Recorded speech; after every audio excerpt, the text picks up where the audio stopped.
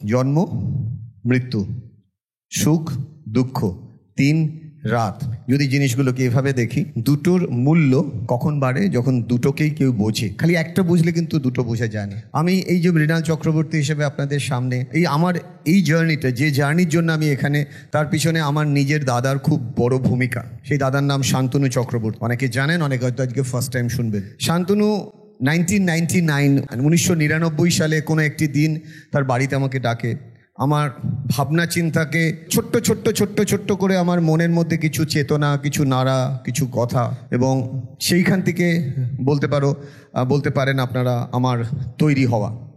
তো সেই শান্তনু হঠাৎ করে ধরা পড়ে ক্যান্সার, এবং যেদিন সেটা ধরা পড়ে তারপরে তার ট্রিটমেন্ট, তারপরে আমার মতন করে আমি শান্তনুর পাশে থাকা। তো শান্তনু হঠাৎ করে 3 মাস আগে সিভিয়ারলি ডিটোরিয়েট করলো তার ফিজিক্যাল হেলথ।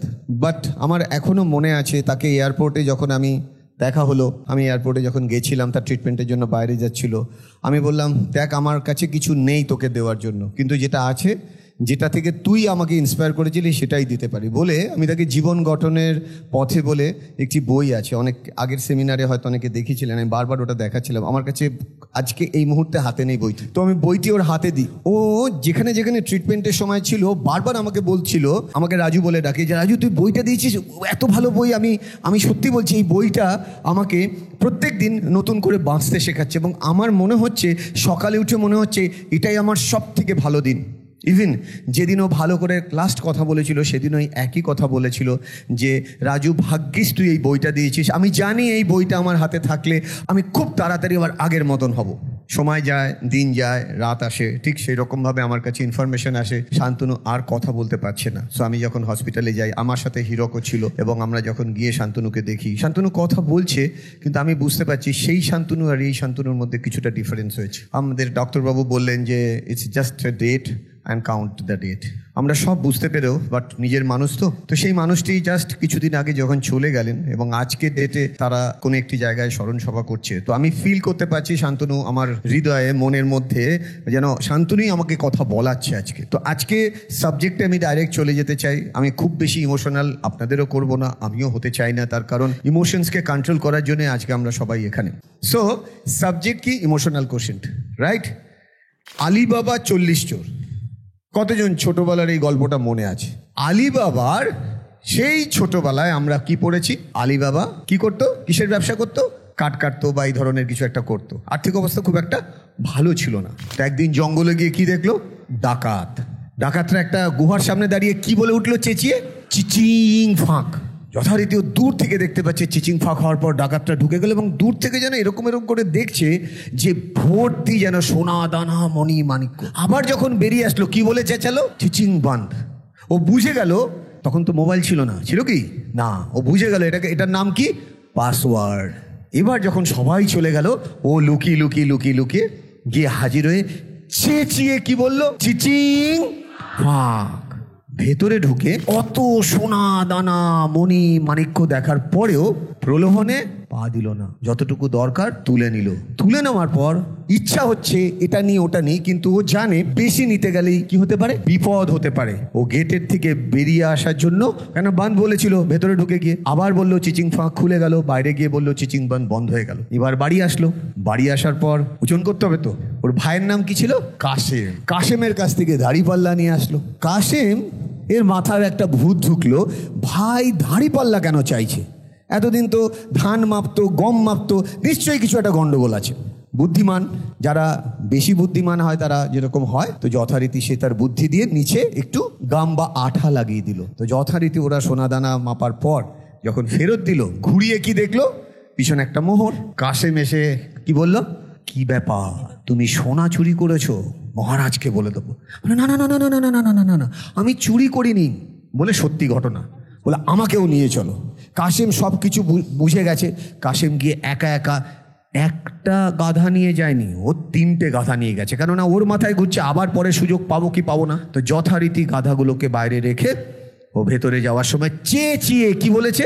এবার ভেতরে ঢুকে সোনা দানা মণি মাণিক্যর মধ্যে ওই রকম একটা অ্যাটমসফিয়ারে ঢুকে খালি মনে হচ্ছে এটা কিছুটা নি ওটা কিছুটা নি, না না এটা নিলে হবে না, ওটার থেকে এটা দামি, একবার করে ভরছে একবার করে আলাদা করছে, ভরছে আলাদা করছে, করতে করতে করতে করতে অনেকক্ষণ ধরে পরে হাঁপিয়ে গেছে। তখন মনে হচ্ছে জল তেষ্টা, কিন্তু ভেতরে তো জল নেই। ওর মনে হলো না না এবার বেরিয়ে যাওয়াটার দরকার, আর বেশিক্ষণ বলা যায় না যদি ডাকাত এসে যায়। কিন্তু ওই মোহের জালে সে সব থেকে ইম্পর্টেন্ট জিনিস যেটা দরকার ছিল সেটা ভুলে গেল। সেটা কি ছিল? পাসওয়ার্ড। কি ভুলে গেল? ও তো ভেতরে ঢুকে চিচিংবান বলে ঢুকে গেছে। এবার গিয়ে আলু ফাঁক পটল ফাঁক, মনে আছে ছোটবেলায় আমরা দেখেছিলাম, আমি জানি না আজকের বাচ্চারা দেখেছে কিনা, যথারীতি সে আর বেরোতে পারলো না, ডাকাতরা আসলো, হয়ে গেল। The same thing happen with us. Everybody we are in a same boat. আমরাও কিন্তু ঠিক সেরকম একটা উদ্দেশ্য নিয়ে যাচ্ছি, সেই উদ্দেশ্যের মধ্যে গিয়ে মোহজালে জড়িয়ে যাচ্ছি। এর মধ্যে আমিও আছি। কিন্তু অনেক সময় আমরা যদি একটু কনসিয়াস থাকি, যেরকম এক্সাম্পল দিই, এখানে কতজন স্টুডেন্ট বা মা, কতজন বাবা মা আছেন, ভুল বুঝবেন না, এটা আমার কাজ নয় দেখা, but still I am asking, কতজনের মনে হয়েছে আজকে সেশনের কিছু জিনিস নোট করলে ভালো হয়, খাতা পেন নিয়ে যাই? কতজন নিয়ে এসছেন? Okay, good. More than 60% people they are carrying their copybook. It's a very good sign. এটা সব থেকে ভালো জিনিসটা কি? তার কারণ আপনার কোথাও মনে হয়েছে a pencil is more powerful than your brain. কেন? আপনি যদি 2 লাইন লিখে নেন, হয়তো ওই লাইনটাই আপনাকে কাজে দেবে। যারা আনেননি তাদেরকে এটা আমি কিন্তু ইনডাইরেক্ট করছি না বা রিডাইরেক্ট করছি না, মোবাইলটা বার করে হোয়াটসঅ্যাপ খুলে আমার লেখাটা লিখে রাখুন। না, আমি সেটা বলছি না। অনেকে আবার সেইভাবেও লিখে রাখে, আজকের দিনে টেকনোলজি ইউজ করে, যে হোয়াটসঅ্যাপ খুলে অফলাইন রেখে ফ্লাইট মোডে রেখে লিখে যাচ্ছে। সো আমি সেটা বলছি না, কাগজ পেনে লেখা। আপনাদের মতন আমিও গাড়ি চালাতে চালাতে 3টে গল্প মনে পড়লো। সো আমার সাথে আমার ওয়াইফ ছিল, তা আমি ওয়াইফকে বললাম লেখো তো। বলছে লেখার কি দরকার আছে, হোয়াটসঅ্যাপে লিখি, হোয়াটসঅ্যাপে পাঠাবো। আমি বারবার বলছি তুমি হোয়াটসঅ্যাপ বন্ধ করো, তুমি কাগজে লেখো। আমার সাথে ঘটে, আপনাদের সাথে ঘটে, তো সেটাকে মেলাচ্ছি আর কি। সো ঘটনাটা কি ঘটলো, শম্পা লিখলো 1 নম্বর 2 নম্বর 3 নম্বর লেখার পর আমি গাড়ি চালাতে যেতে ও কাগজটা ধরেই আছে। এবার কাগজটার ছবি তুলে এবার তুমি ওখানে পোস্ট করো। ট্রাস্ট মি, যথারীতি প্রোগ্রামের ঠিক আগের মুহূর্তে ওই লেখাটাকে আমি দেখবো, যথারীতি আমার কি হলো, লেখাটা দেখা হলো না। কিন্তু শম্পা যখন লিখছিল, ছবি তুলছিল, তখন আমি বলছিলাম, ওইটা কিন্তু মাথায় থেকে গেছে। ও যদি ওই হোয়াটসঅ্যাপে লিখতো তাহলে কিন্তু থাকতো না, কিন্তু যখন লিখছিল, আমি গাড়ি চালাচ্ছিলাম, সিগনালে গাড়ি দাঁড়িয়ে ছিল, আমি একবার তাকালাম, ওই যে লিখলো, ওটা কিন্তু আমার মাথায় ঢুকে গেল। যেটা আমার লার্নিং, যেটা আমি আপনাদের মনে হলেও শেয়ার করলে হতে পারে আপনাদের ভালো লাগতে পারে। ঠিক এইরকমভাবে আমাদের লাইফে প্রচুর ঘটনা ঘটে, যে ঘটনাগুলোর মধ্যে আমরা আটকে থাকি। এডুকো ওয়ার্ড থেকে এডুকেশন এসছে। What is the meaning of educo? Educo means how you know your self. চোখ দিয়ে সারা পৃথিবী দেখা হয়, কিন্তু সেই চোখের মধ্যে একটা ছোট্ট বালি পড়লে চোখটা কি হয়ে যায়? বন্ধ হয়ে যায়। ঠিক সেরকম, যে জুতো পরে আমি আপনি সারা পৃথিবী ঘুরে বেড়াচ্ছি, একটা ছোট্ট কাঁকড় ঢুকে গেলে হাঁটতে পারি না। ঠিক সেরকম বাইরেটাকে দেখার আগে কাকে দেখতে হবে? ভেতরকে দেখতে হবে। বলার বক্তব্য এটা, যার খিদে আছে সে কিন্তু ঠিক জায়গায় খুঁজে জায়গায় কিন্তু চলে আসে। কতজন ছোটবেলায় একটা ব্যাডমিন্টন ব্যাটের জন্য বা একটা ক্রিকেট ব্যাটের জন্য, একটা ছোট্ট বলের জন্য মায়ের আঁচল ধরে বা বাবাকে বলেছেন দাও না দাও না দাও না? কতজন একবার হলেও করেছেন?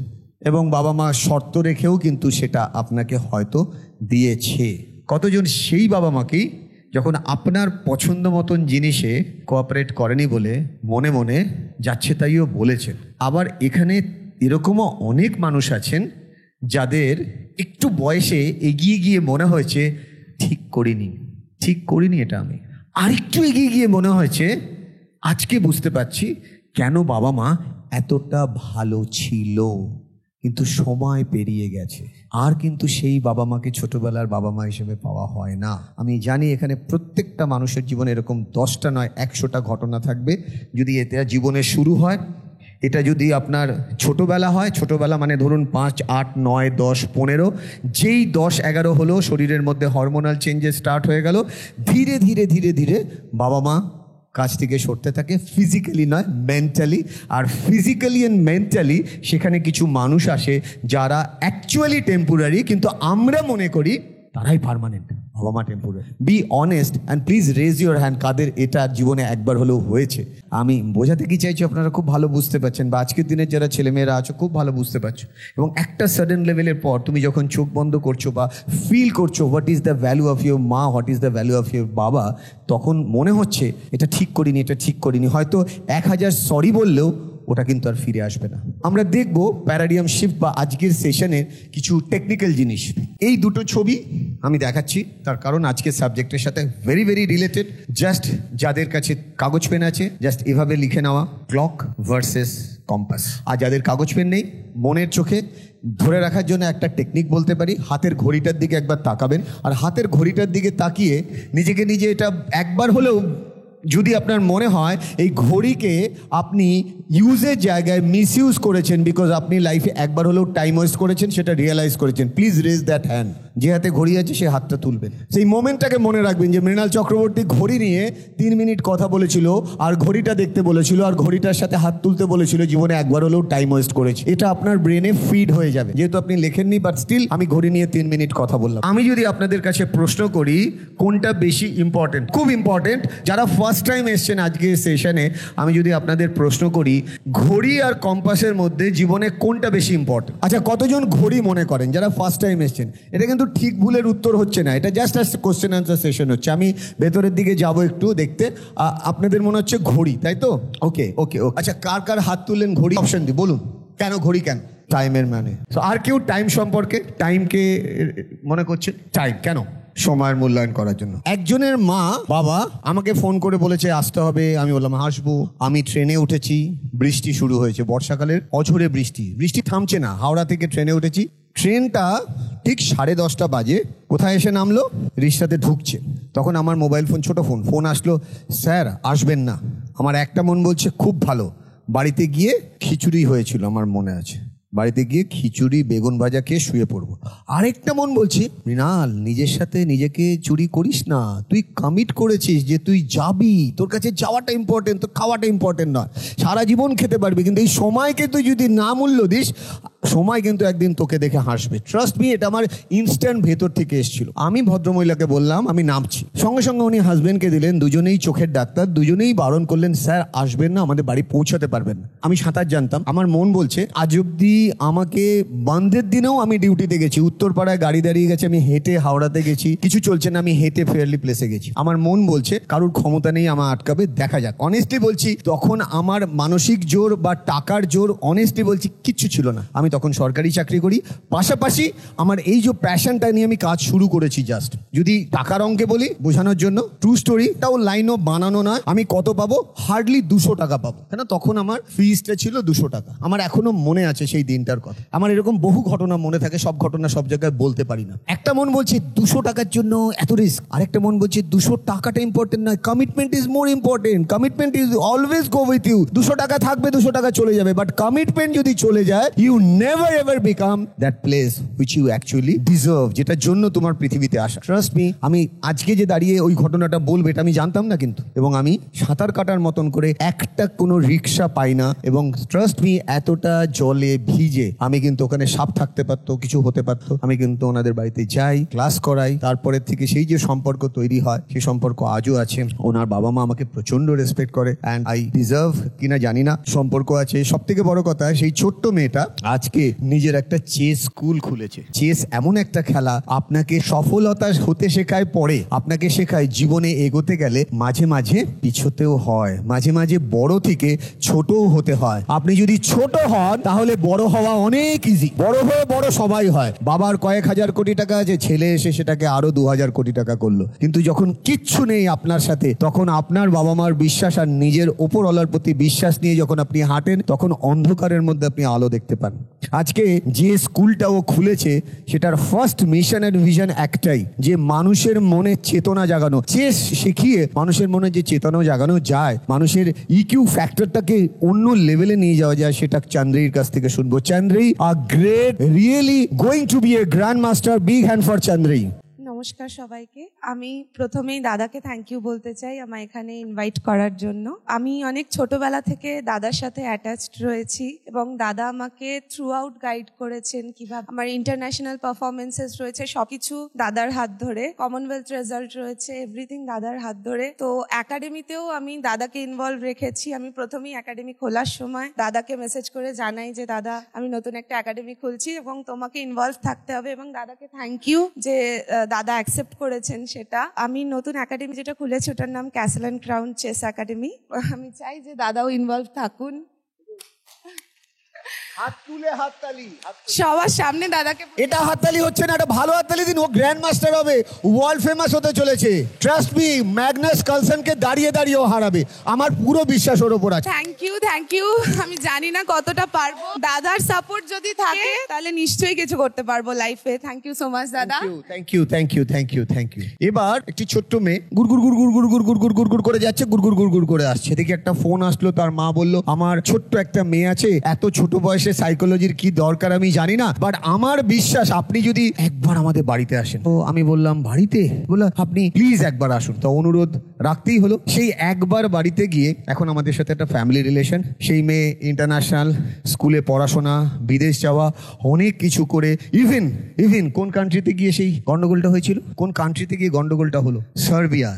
হ্যাঁ, সার্বিয়া বলে একটি দেশ আছে, অনেকে জানবেন। সার্বিয়ায় ও চেস খেলতে যায় এবং চেস খেলতে গিয়ে কোনো একটা ফ্রড গ্রুপের ট্র্যাপে পড়ে যায়। এরকম প্রচুর ফ্রড গ্রুপ আছে এবং ওই ফ্রড গ্রুপের ট্র্যাপে পড়ার পর ও দিশাহারা হয়ে যায়। ট্রাস্ট মি, আপনার কতটা ভালো লাগবে যখন আপনাকে সেখান থেকে ফোন করে কেউ বলছে স্যার আমরা বিপদে আছি, স্যার আপনি আমাকে গাইড করুন, আমি কি করব। বোঝাতে পারছি ব্যাপারটা কতটা বিশ্বাস থাকলে সেটা হয়। আজকে আমি বিরাট কিছু করতে পেরেছি কিনা জানি না, কিন্তু ওই সময় আমি প্রত্যেকটা স্টেপ বলে দিতাম। ইভেন মানুষের এইরকম বিশ্বাস, স্যার আপনি গলা শুনে বলতে পারবেন মানুষটা ভালো না খারাপ। ESP বলে একটা কনসেপ্ট আছে, যাদের খাতা পেন আছে লিখে নিন। আমি রামকৃষ্ণ মিশনের ব্যানারেই ওটা ডিসকাস করব মাইন্ডসেট ট্রেনিং এ। ESP মানে এক্সট্রা সেন্সরি প্রোগ্রামিং। প্রত্যেকটা মানুষের বডিতে ওই ESP এর কনসেপ্ট আছে, but most of the time we don't know how to activate that. এটাকে যদি এভাবে বলি, 5 সেন্সরি অর্গানকে যদি আপনি অ্যাক্টিভেশনটা অপটিমাম লেভেলে নিয়ে যান, তাহলে 6 সেন্সরি অর্গানের জন্ম হয়, যেটা সাধারণভাবে আপনি দাঁড়িপাল্লায় মাপতে পারবেন না।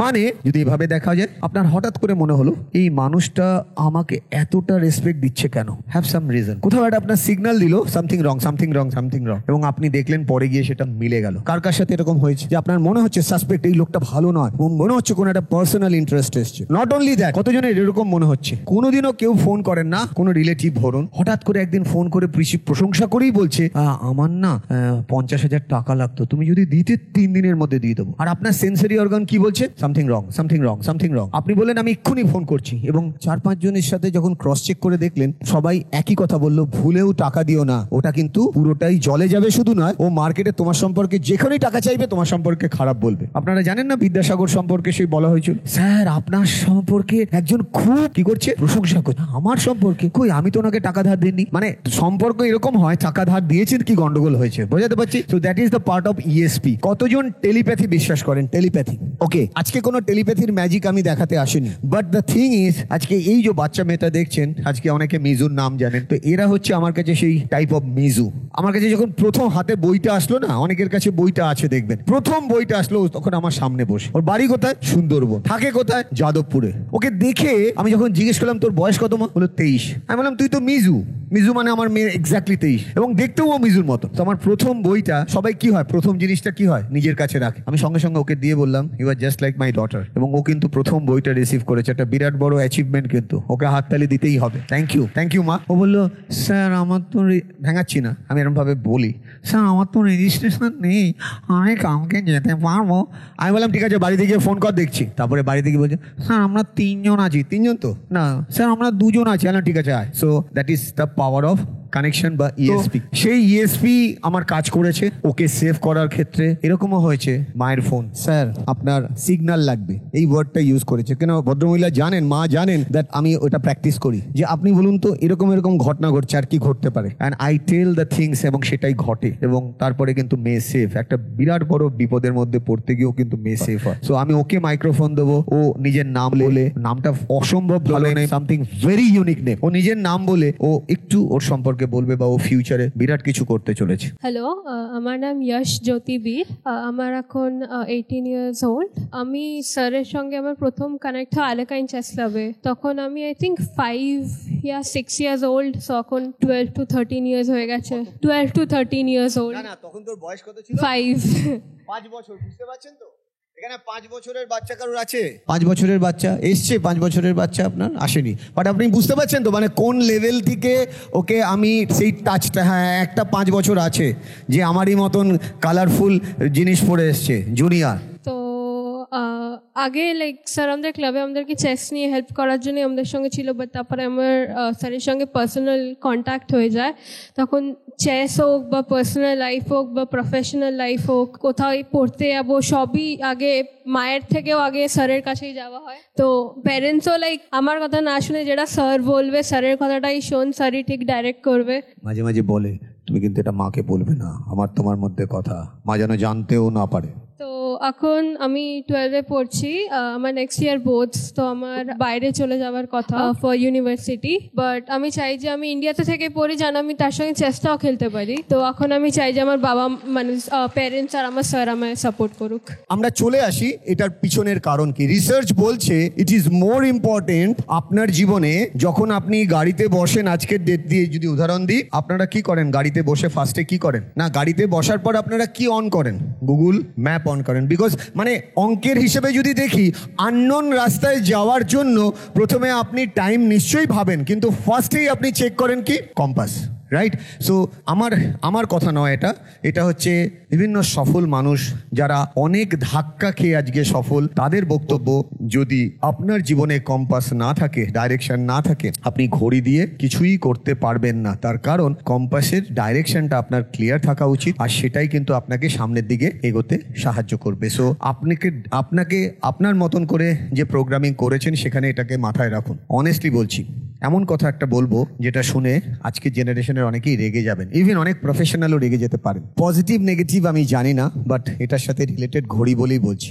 হোয়াটসঅ্যাপ কতজন ইউজ করেন? হোয়াটসঅ্যাপের টাইমার আমরা অফ করে রাখি কেন? প্রাইভেসি। মানে আমি কখন অন হব, আমি কখন অফ হব, সেটা আমি জানাতে চাইছি না। ইভেন এখানে অনেক ছোট ছোট বাচ্চারা আছো যারা মনে করছো আমি সবার হোয়াটসঅ্যাপ চেক করছি, কেউ যেন আমাকে চেক না করে। খেয়াল করে দেখো, তুমি হোয়াটসঅ্যাপ চেক করে সব থেকে ইম্পর্টেন্ট জিনিসটাকে কি করছো? ঘড়ি। কি করছো? টাইমটাকে ইউজ করছো না মিস ইউজ করছো? আমি যদি গ্রেট প্লেয়ার হতে চাই, আমি যদি গ্রেট পারফর্মার হতে চাই, 10টার পরে রাত 12টা, রাত 1টা, রাত 2টোয় ইনস্টাগ্রামে চ্যাট করছি, ভাবছি বাবাও জানছে না, মাও জানছে না, রাইট? সো আমি সবার আগে কি করছি? কাকে ধোকা দিচ্ছি?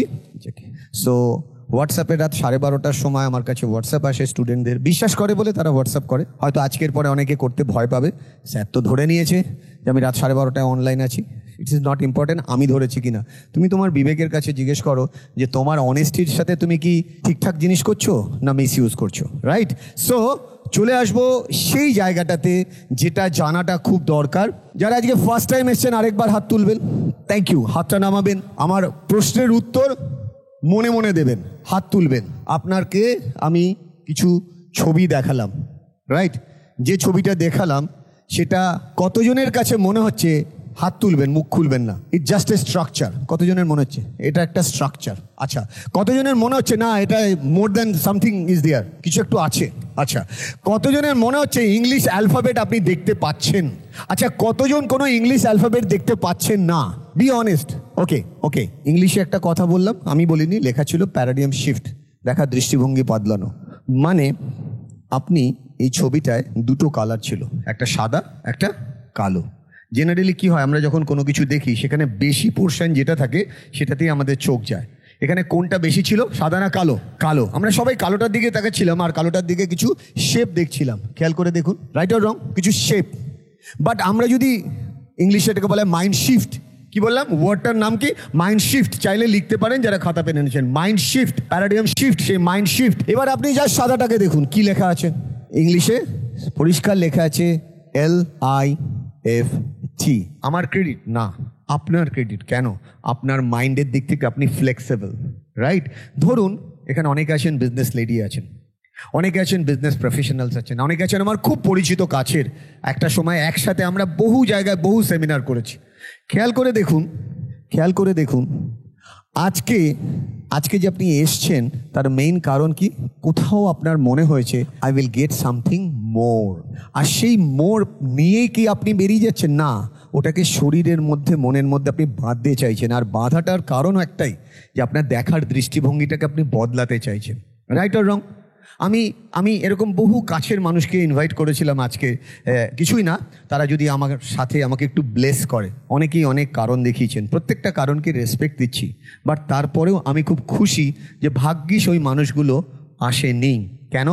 আমি জায়গা দিতে পারতাম না, তার কারণ আপনারা আমার কাছে অনেক বেশি ইম্পর্ট্যান্ট। থ্যাংক ইউ আপনাদের। এরকম হাউসফুল, ফ্র্যাঙ্কলি স্পিকিং, আবার সেটাও রামকৃষ্ণ মিশনের ব্যানারে কাজ করা, এটা একটা বিরাট বড় আশীর্বাদ। এটা আমি জানি না, অনেক অনেক অনেক জন্মের ফল হয়তো আজকে আমি পাচ্ছি। এবং আমি আবার বলছি, জন্ম মৃত্যু সুখ দুঃখের মধ্যেও আজকে আমার দাদা পৃথিবীতে নেই, তাকে নিয়ে কোনো ছবি দিয়ে হয়তো আমরা মনের কথা ভাববো, কিন্তু সেই ছবিটা মনে থাকাটা দরকার। অনেকেরই মনে ছবি থাকে না। এবার একদম প্র্যাকটিক্যাল কথায় বলবো, কতজন চাইছেন যে আপনি যেটা চাইছেন সেটা পাচ্ছেন না বলে একটু হলেও মন খারাপ হয়? একটু হলেও মন খারাপ হয়? আচ্ছা, থ্যাংক ইউ। অনেকে হয়তো ভাববেন মিস্টার চক্রবর্তী, অনেকেই আছেন নিজের নাম হয়তো ডিসক্লোজও করতে চাইবেন না, you are very successful and professional with all due respect. অনেকেই হয়তো ভাববেন যে mister Mrinal Chakraborty Google search করলে ইমোশনাল কোশেন্ট হলে তো এইগুলো দেখায় না, কেন উনি এই কথাগুলো বলছেন? সো আমি আমার স্টাইলেই চলতে পছন্দ করি এবং সেই স্টাইলের জন্যই হয়তো আপনাদের মনে আমি জায়গা করেছি। আমি তথাকথিত বইয়ে লেখা বা কোনো স্লাইড ধরে তুলে স্টেজে রেখে কথা বলতে পছন্দ করি না। তার পিছনে কারণ একটু বাদেই আপনারা দেখতে পাবেন। একদম হার্ডকোর ট্রুথ। কতজন ছোট বাচ্চা আছো যাদের যাদের যাদের বয়স 10 থেকে 22-এর মধ্যে? আমার কাছে তোমরা বাচ্চা, তার কারণ সন্তান তুল্য বলতে পারি। ওকে ওকে ওকে, থ্যাংক ইউ থ্যাংক ইউ। কতজন মা এরকম আছেন যাদের সন্তান বা সন্তান দেশে বিদেশে আছে? কতজন মা আছেন এখানে যাদের বাচ্চা আছে, সন্তান আছে, মা?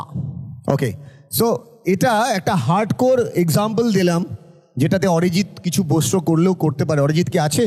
অরিজিৎ আছে? আছে তো অরিজিৎ? দেখেছেন এক্সট্রা সেন্সরি অর্গান আমার কিরম স্ট্রং? অরিজিৎ নেই হলের কোথাও একটা ফোনে ব্যস্ত। সো আমার সেন্সরি অর্গান এরকম প্রচুর সিগন্যাল দেয়, আমি সেটা শেখাবো। কে কে শিখতে চান যে আপনি ঠিক এতগুলো লোকের মধ্যে ঠিক তাকেই তুলবো যে মনে মনে কিছু ভাবছে আর ইনস্টাগ্রামে গার্লফ্রেন্ডকে লিখছে, I miss you baby, I am stuck with my father and mother, you know they take me in a session, I don't like it. আমি জানি, কিন্তু আমি টাক করে হাত দেখাবো, ওখানেই যাবে। আমি এটাতে খুব অহংকারের সঙ্গে বলছি না, it's a practice and practice and practice. So আপনার সেন্সারি অর্গানকে you can activate that sensory organ, right? আমি তো সবাইকে ডাকতে পারতাম, আমি অরিজিৎকেই কেন ডাকলাম? বিকজ সিগন্যাল দিচ্ছে অরিজিৎ ইজ বিজি। সো ঠিক আছে, অরিজিতের কাজ করুক, অরিজিতের সময় অরিজিৎ ডাকবো। P is equal to P minus I, এটা একটা বিরাট বড় ফর্মুলা। এটা খুব ইম্পর্টেন্ট একটা ফর্মুলা, আমাদের প্রত্যেকের জীবনে এটা হয়। পি মানে কি কেউ বলবেন? অনেকে আমার ইন্ডিভিজুয়াল সেশন নেন, অনেকে আমার চেম্বারে আসেন, তারা জানবেন। বলুন স্যার। আচ্ছা, পাস, তারপর? আচ্ছা, তারপর বলো। হিরো, তুমি হাত তুলেছো, বলো। হ্যাঁ, আচ্ছা, ভেরি গুড, অল আর রাইট। আর কেউ? সো আমি অরিজিৎকে একটা এক্সারসাইজ করাবো এখন। অরিজিৎ এখন আমার সাথে এক্সারসাইজ করবে, তার কারণ এটা খুব ইম্পর্টেন্ট একটা এক্সারসাইজ, আর আমি চাইবো আপনারাও ঠিক এটা করবেন। ঠিক এইভাবে বসতে হবে আপনাদেরকে, চেয়ার আপনাদের সবাইকে স্ট্রেট হয়ে বসুন। আমি তো এভাবে বসতে পারবো, আমি তো রোজ করি। বসো, হ্যাঁ, স্ট্রেট হয়ে আপনারা বসুন, ঠিক এরকম ভাবে। এটা স্কোয়াট পোস্চার বলে, স্কোয়াট পোস্চার। একদম স্ট্রেট হয়ে বসা, একদম straight, spine should be straight. আমরা আলোচনা করছিলাম অরিজিৎ, যেটা খুব ইম্পর্টেন্ট একটা আলোচনা, P is equal to P minus I. অনেক কিছু বলেছে, বাট এই পিটা দেখে নিন। পি ফর আগেই লিখবেন না। সায়েন্স কি বলে জানেন? এটা আমি শিখেছি অরিজিতের সাথে, অরিজিতের সেশনে আমরা ডিসকাস করেছি। সায়েন্স বলে স্কুলের মতন বা কোনো জায়গায় যদি কোনো কিছু লিখতে চান, আগেই না লিখে আগে বোঝা দরকার, তারপরে খোঁজা দরকার। যে বোঝে সে খোঁজে, যে খোঁজে সে পায়। So P is equal to P minus I, মানে যে কোনো ফিল্ডে মানুষ যখন পারফর্ম করে, performance is equal to we need to know about the next P, that is called potential. কি বললাম? Potential. What is potential? That is called your ability. So রিসার্চের খাতায় যদি এভাবে বলা যায়, প্রত্যেকটা মানুষের সেই এবিলিটি আছে, যে এবিলিটি থাকলে সেই মানুষটি তার ফিল্ডে দি বেস্ট হতে পারে। বাট মেইন চ্যালেঞ্জ কোথায়? মেইন চ্যালেঞ্জ হচ্ছে আইটা হলো সব থেকে ইম্পর্টেন্ট, যেটা আমারও আছে, যেটা আপনাদেরও থাকতে পারে। I means interference. What is called interference? মানে পারফরমেন্স আপনি করতে চাইছেন, আপনার মধ্যে পোটেনশিয়াল আছে, ইন্টারফারেন্স মানে ডিস্ট্র্যাকশন। অরিজিৎ ছোটবেলায় ও নিজের সম্পর্কে যা ভাবতো, আর আজকে যেখানে পৌঁছেছে, যখন ফ্ল্যাশব্যাকে যায়, অনেক কিছু হয়তো ওর মতন হয়নি ঠিকই, আবার অনেক কিছু এরকম হচ্ছে যেটা ও কোনোদিনও ভাবেনি। এটা আমাদের জীবনেও ঘটতে পারে, রাইট? হিরক আমাকে সবসময় এই কথাটা বলতো যে মৃণাল, তুমি যেদিন এটা শিখতে পারবে, জানতে পারবে যে তোমার সব থেকে ইম্পর্টেন্ট স্ট্রেংথ কি আর সব থেকে ইম্পর্টেন্ট উইকনেস কি, এটা যেদিন তুমি আইডেন্টিফাই করে ফেলতে পারবে, সেদিন তুমি এটাও শিখে যাবে যে কি করে উইকনেসকে হ্যাঁ আমি শুনতে চাইছি, উইকনেসকে স্ট্রেংথে কনভার্ট করা যায়। So we all have that ability যে আপনার উইকনেসকে আপনি স্ট্রেংথে কনভার্ট করতে পারেন। মানে ধরুন আপনি একজন মহিলা বা পুরুষ, আপনি একটা ইন্ডাস্ট্রিতে আছেন যেখানে মানুষকে আপনাকে প্রেজেন্টেশন দিতে হয়। প্রেজেন্টেশন দেওয়া it's type of influencing skill, right? অনেক সময় এরকম অনেক মানুষ এখানে আছেন, আপনার মনে হচ্ছে এই মানুষটা এই ইন্ডাস্ট্রির জন্য পারফেক্ট, কিন্তু কিছুতেই আপনি ইনফ্লুয়েন্স করতে পারছেন না। আপনার ইএসপি অ্যাপ্লাই করা শিখতে হবে, মানে সেই মানুষটাকে কিভাবে তুষ্ট করতে হয়। বাংলায় কি বলে, কোন ঠাকুর কোন ফুলে তুষ্ট। মনে করুন আপনার সামনে যে বসে আছে তার খুব পছন্দ শাড়ি, আর আপনি তাকে বারবার চুড়িদার দেখাচ্ছেন, সে কিনবে? বাট আপনি কি করে বুঝবেন সে শাড়ির জন্য এসছে, রাইট? সো এটা শিখতে গেলে, জানতে গেলে আপনাকে অবশ্যই জানতে হবে আপনার ইন্টারফারেন্সগুলো কী আছে। এখানে অনেক পারফর্মার আছে, শুটিং, আর্চারি, টেবিল টেনিস, অনেকে আছে বড় হয়ে WBCS হবে, অনেক WBCS অফিসারও রেসপেক্টেড এখানে আছেন, অনেক IAS অফিসারও এটা ফেস করেন। ইন্টারফারেন্স মানে আপনি যখন লক্ষ্যের দিকে স্থির হয়ে থাকাবেন না, আপনার ডিস্ট্র্যাকশন আসবেই। এখানে হলে হয়তো একটা মানুষও নেই যিনি বলবেন না লাইফে একবারও ডিস্ট্র্যাক্ট হননি। খুব মজার একটা ঘটনা দেখাবো, আমি চাইবো আপনারা আমাকে এটা করে দেখাবেন। জয়ার বড় কাজ আছে এখানে। প্রত্যেককে বলবো হাতটাকে এভাবে রাখুন, ঠিক চোখের সামনে, একদম চোখের সামনে। আর আমি আর অরিজিৎ আপনাদের মধ্যে হাঁটবো। এবার মজাটা কি হবে, আপনাকে ওই আঙুলের ফাঁক দিয়ে আমাদেরকে দেখতে হবে। সো আপনারা, আচ্ছা না হাঁটলে তো আবার ওপরে দেখতে পাবেন না। আচ্ছা অরিজিৎ আর আমাকে সবাই দেখতে পাচ্ছেন? একবার আঙুলের ফাঁক দিয়ে আমাকে দেখুন, একবার আঙুলের ফাঁক দিয়ে অরিজিৎকে দেখুন। খেয়াল করে দেখুন, যখন আমাকে আর অরিজিৎকে আপনারা দেখছেন তখন আঙুলের যে আঙুলটা রয়েছে, আঙুলটা কিন্তু ডিফোকাস রয়েছে, হ্যাঁ কি না? এবার আঙুলটার দিকে তাকান। যেই আঙুলটার দিকে তাকাচ্ছেন দেখুন আমি আর অরিজিৎ কি হয়ে গেছি। হাত নামাবেন না। Main lesson number, the most important lesson, যখন আপনার ডিস্ট্রাকশনে ফোকাস হবে তখন গোল আপনার কি হয়ে যাবে, ব্লার্ড হয়ে যাবে। আর যখন গোল আপনার ক্লিয়ার থাকবে, কোনো ইন্টারফারেন্স ডিস্ট্রাকশন আপনাকে সরাতে পারবে না। মানে আপনার মধ্যে অর্জুনও আছে, আপনার মধ্যে অভিমন্যু আছে, কিন্তু অভিমন্যু যখন থাকবে তখন আঙুলের দিকে আপনি তাকাবেন, গোল আপনি দেখতে পারবেন না। আপনি শুটিং রেঞ্জে গিয়ে, আই এম সরি শুটারদের বলছি না বোঝানোর জন্য, গার্লফ্রেন্ডের মুখ মনে পড়বে, আমার গার্লফ্রেন্ড ঠিক আছে তো।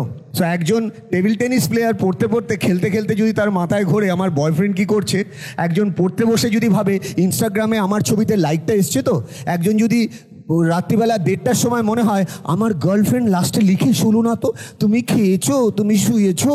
সো তার জীবনে তার ভাগ্যে কি হবে আমি জানি না। What I mean to say, you need to understand what is your interference, because interference ছাড়া আমরা সফল হতে পারি না। আবার ইন্টারফারেন্সকে কন্ট্রোল করি বলেই হয়তো আমরা সফল হই। অরিজিৎ তুমি কিছু প্রশ্ন করবে? হ্যাঁ, আমার এখানে কাজ হচ্ছে ওনাদের প্রতিনিধিত্ব করা।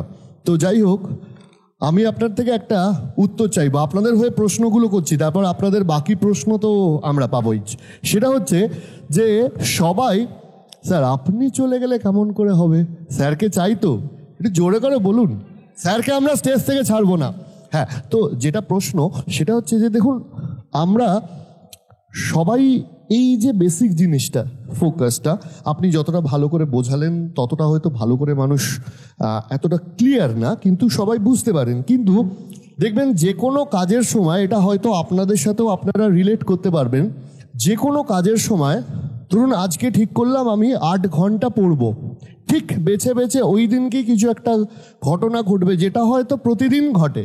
হয়তো মনে হলো একটু মুদিখানার দোকান যেতে হবে কিংবা ফোনের দোকানে যেতে হবে। মানে বলতে চাইছি অনেকটা এরকম, লাস্টে রাত্রিবেলা ঠিক শোয়ার সময় মনে হলো দেখি তো স্যার কিছু লিখেছে নাকি হোয়াটসঅ্যাপে, দেখতে গিয়ে অন্য হোয়াটসঅ্যাপ বা অন্য কিছু জালে হয়ে যায়, বা ওই কাজটা ছেড়ে আমাদের বাকি যে কাজগুলো আছে যেটা সেকেন্ডারি, যেটা হয়তো না করলেও হতো, সেইটাতে ফোকাস চলে যায়। প্রথম কথা। দ্বিতীয় কথা, আমি এখানে একটু থামাবো না, আমি এটা অ্যাড করব। আমার কাছে এক ভদ্রলোক এসে বললেন আমার ওয়াইফের বক্তব্য, আমি দিনে সময় পাই না মোবাইল দেখার, আমি 2টো অবধি সংসারের কাজ করি, রাত 2টোর সময় আমি যখন মোবাইল দেখব তুমি ডিস্টার্ব করবে না। এবার ভদ্রমহিলাকে তার হাজব্যান্ড বলছে দেখো সারাদিন তো আমি কাজ করি, আমি রাত্রিবেলা শুতে এসেছি, এখনই দেখতে হবে? বললো সারাদিন যে তোমার বাবা মামার মাথা খেয়েছিল সেটা তো তুমি দেখলে না, এখন আমি তোমার মাথা খাচ্ছি না, আমি মোবাইল দেখছি, তুমি পাশের ঘরে গিয়ে শো। মানে অনেকটা এরকমই, তাই তো?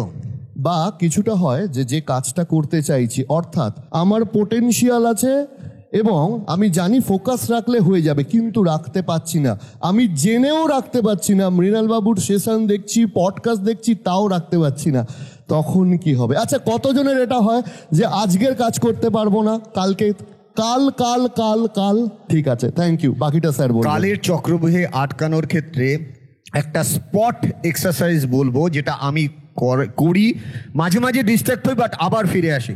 ফার্স্ট হচ্ছে নিজের কাছে কতজন আজকে থেকে মানে নিজের বুকে হাত দিয়ে এটা বলবেন যে নিজের সাথে আর চুরি করব না। কতজন রাজি আছেন সেই হাতটা তুলুন তো। মানে সেই পাওয়ার চাই, আমাকে খুশি করার জন্য না, বাবাকে দেখাচ্ছে, দেখো বাবা আমি হাত তুলেছি, মনে মনে বলছি ও যতই হাত তুলি, রাত্রিবেলা তো মোবাইল নিয়ে রাত্রিবেলা বাথরুমে ঢুকে গার্লফ্রেন্ডের সাথে ভিডিও কলটা তো সেরে নিতেই হবে, ওটাতে কম্প্রোমাইজ করা যাবে না। What I mean to say, don't cheat yourself. First thing Arijit, আমি যদি নিজেকে নিজে চিট করি তাহলে স্বয়ং মহারাজ, স্বয়ং বিবেকানন্দ মহারাজও যদি আশীর্বাদ দেয় আমি কিছুই করতে পারবো না, বিকজ আমি নিজের কাছে নিজের ফিল্ডে চুরি করেছি। চিত্রগুপ্তের নাম জানি, মহাভারতের না সরি মাইথোলজিক্যাল, বাবারে আমার টিচার বসে আছে যে মৃণাল চক্রবর্তীর এত বড় ভুল, চিত্রগুপ্তকে মহারাজ, মহাভারত না স্যার ভুল হয়ে গেছে। আমি জানি না, অতনু তুমি একটু স্টেজে আসবে, আমি একটু অতনুকে ডাকছি, তার কারণ অতনুর ড্রেস আর তোমার ড্রেস আজকে ম্যাচ করে গেছে। ওটা ড্রেস না, মনের ম্যাচ, উদ্দেশ্য সবার এক। আমি অনেস্টলি বলছি, হিরককেও রাখবো একটু। হিরক, এই মানুষগুলো আমাকে আজকে হেল্প করেছে, প্লিজ। মানে এই সাবজেক্টটাই এরকম, আমি তো উত্তর দিই।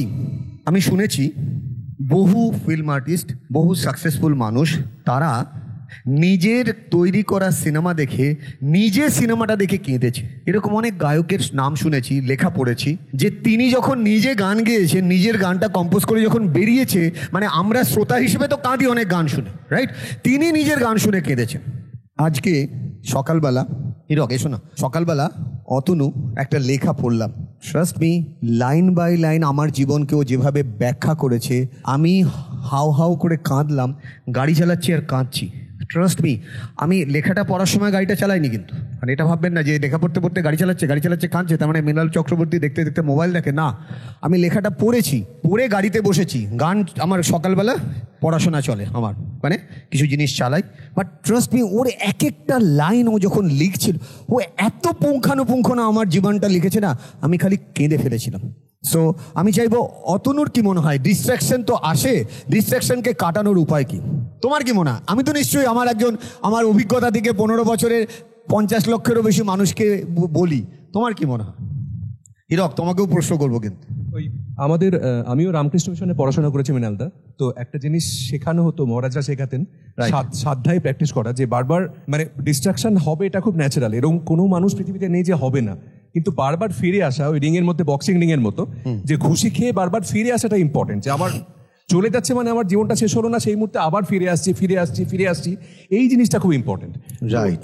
এই প্র্যাকটিসটা হচ্ছে, ফিরে আসার প্র্যাকটিসটা খুব ইম্পর্টেন্ট। মানে আমার মনটা চলে গেল, অতএব দুঃখ হাহুতাশ করে কিছুই হলো না আমার জীবনে, তার থেকে বেশি ইম্পর্টেন্ট, ঠিক আছে চলে গেল, 10 মিনিট চলে গেছে, আবার ফিরে আসছি নাকি, এই জিনিসটা খুব ইম্পর্টেন্ট। এটা নিজেকে একটা কনফিডেন্স দেয় যে হ্যাঁ ঠিক আছে, তবু চলছে আর কি, তবু আমি চেষ্টা করে যাচ্ছি। এছাড়া মৃণাল দাস, সেটাই মনে হয় আমার। হ্যাঁ, ওর এই ফিরে আসাটার জন্য ওকে কিন্তু হাততালি দিন, আপনারা দিচ্ছেন না কেন?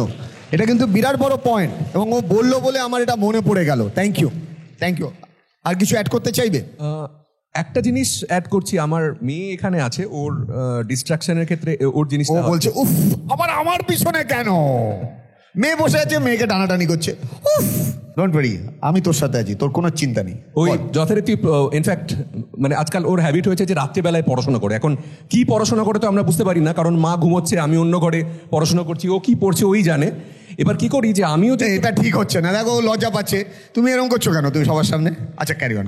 এবার কি হয়েছে যে ইনফ্যাক্ট আমার, যেহেতু আমি একটি কর্পোরেট সেক্টরে চাকরি করি, আমার হ্যাবিটই হচ্ছে ফলো আপ করা, মানে প্রত্যেক মুহূর্তে গ্লোবালি আমাকে প্রায় 400-500 মানুষকে ম্যানেজ করতে হয়, তো কন্টিনিউয়াসলি আমার সারাদিনের কাজ হচ্ছে লোকজনকে ওই ছড়ি ঘোরানো আর কি, করছিস তো বিভিন্ন মিটিং মিছিলে। সেইটা আমি মেয়ের ক্ষেত্রেও অ্যাপ্লাই করি, যে ওই অফিসের কাজগুলো করার ফাঁকে একটু ওর কাছে কি করলি বাবা, পড়ছি না, কি পড়ছিস, এই এটা দেখছি, কি করছিস, এই যে কি কন্টিনিউয়াসলি স্পেসিফিক, কি করছিস, রাত্রেবেলায় পড়ছি, কি পড়ছিস, কতটা পড়লি, কেন পড়লি, এই যে কন্টিনিউয়াসলি ফলো আপ, এইটা যেমন অন্য মানুষের কাছে ইম্পর্টেন্ট, নিজের কাছে নিজের ফলো আপটা ভীষণ ইম্পর্টেন্ট, যে কারণে। Very good, thank you. আমার মনে হয় এই অতনুর মতন এখানে অনেক মা আছেন যারা তার বাচ্চার কাছে কালপ্রিট, এক কথা মা 50 বার বলে, কি যে রাগ উঠছে না, কতজন মাই কষ্টটা পান। আপনি বলছেন আর মেয়ে বলছে উফ, এক কথা এত বড় বলছো কেন, right? So thank you Atanu, thank you, thank you, thank you, please sit down, thank you. তোমার কি মনে হয় হীরক, তুমি তো একজন বিজনেস এন্টারপ্রেনার, তুমি দেশ বিদেশ বহু মানুষকে ট্রেন করেছো, আমাকে ট্রেন করেছো, এর থেকে বড় কি হতে পারে? আমার গুরু নয়, আমার মহাগুরু।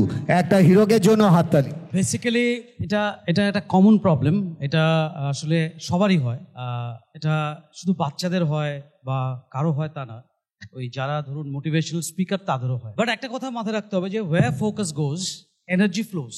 যেখানে আপনার ফোকাস যাবে আপনি এনার্জি ওখানেই আসলে ফ্লো করবে। ওয়্যার এনার্জি গোজ অ্যাকশন ফ্লোস। আপনার এনার্জি যেখানে যাবে সেখানেই আপনি অ্যাকশনটা করতে পারবেন। সাপোজ একটা সিম্পল এক্সাম্পল বলতে পারি, ধরুন আপনি একটা ডিসাইড করেছেন আপনি গাড়ি কিনবেন, আপনি এই কালারের গাড়ি কিনবেন, এই মডেল কিনবেন। আপনি তারপর থেকে দেখবেন যখনই গাড়িতে যাচ্ছেন আপনি ওই কালারটা বেশি দেখতে পাচ্ছেন। হ্যাঁ, আমার হচ্ছে, আমি নতুন একটা গাড়ি কিনবো ভাবছি আর খালি গাড়িটা চোখে পড়ছে, যেটা আমি কাউকে বলছি না, বাট আমার অলরেডি কিন্তু এটা হচ্ছে। একটা হাততালি দিন হীরকের জন্য, আমার কথাটা বলে দিয়েছি। So it's very common phenomenon. তো আমার মনে হয় যখনই আমরা ডিস্ট্রাক্ট হব, আমরা যদি রেগুলার একটা প্র্যাকটিস করতে পারি যে থিংস টু ডু, যে আমার আসলে কি করা উচিত। আপনি যদি আপনার প্রায়োরিটি সেট করতে পারেন, আমাদের সারাদিনে 10টা কাজ থাকে, কিন্তু সবগুলো আমরা যদি একটা স্কেলিং করি, point number 1, point number 2, this is the most, ওই যে একটা কনসেপ্টে চলে যাচ্ছে আর কি, আর্জেন্ট অ্যান্ড ইম্পর্টেন্ট, কোনটা আমার আর্জেন্ট, কোনটা আমার ইম্পর্টেন্ট, এই লিস্টে যদি আমরা প্রপারলি করতে পারি তাহলে আমাদের ফোকাসটা থাকবে। আর আরেকটা জিনিস হচ্ছে, আমরা যেটা আসলে মোটিভেশনের একটা বড় স্কেল যেটা আমাদের গীতাতেই আছে, সাম দাম দণ্ডভেদ, যে কাজটা আমার করতে হবে সেটার কোন স্কেলে পড়ছে, আমি কি ধরনের মোটিভেশন কাজ করবে, 4টে মোটিভেশনের মধ্যে কোন মোটিভেশনের মধ্যে এটা পড়বে, এটা কতটা জরুরি আমার জন্য। আমার মনে হয় সেটার দিকে যদি আমরা ফোকাস রাখি তাহলে যে কাজটা আমরা করেছি সেখান থেকে ডিস্ট্র্যাক্ট হওয়ার সম্ভাবনা অনেকটা কমে যাবে। Thank you. Thank you Hirak, thank you. এই কথাগুলো শুনতে শুনতে আপনাদেরই আগে একটা ঘটনা আমি দেখিয়েছিলাম, কতজনের এটার সাথে এরকম হয়, অনেক কিছু চেষ্টা করার পরে যখন বারবার ধাক্কা খাচ্ছি, কোথাও একটা মনে হয় এটা মনে হয় আমার আর হবে না। কার কার এরকম হয়? একবার হলেও হয়েছে, দুবার হলেও হয়েছে। বিজনেসে তো প্রায়ই হয়, আপনি 2বার অ্যাটেম্প নিলেন, 3বার অ্যাটেম্প নিলেন, 4বার অ্যাটেম্প নিলেন, খালি ফেল অ্যান্ড ফেল। সেই দুলালদা, আপনি এমন জায়গায় টাচ করে দিয়েছেন, আমার PMF, এই ওয়ার্ডটা লিখে রাখুন। এক একটা মানুষের জীবনে PMF এর কাজ করে। PMF কি? Primary motivating factor. মানে আমার ভেতরে এমন একটা নরম জায়গা আছে, সেটাকে যদি কেউ আননোন মানুষের যদি টাচ করে দেয়, তাকে কিন্তু আমরা ভুলতে পারি না।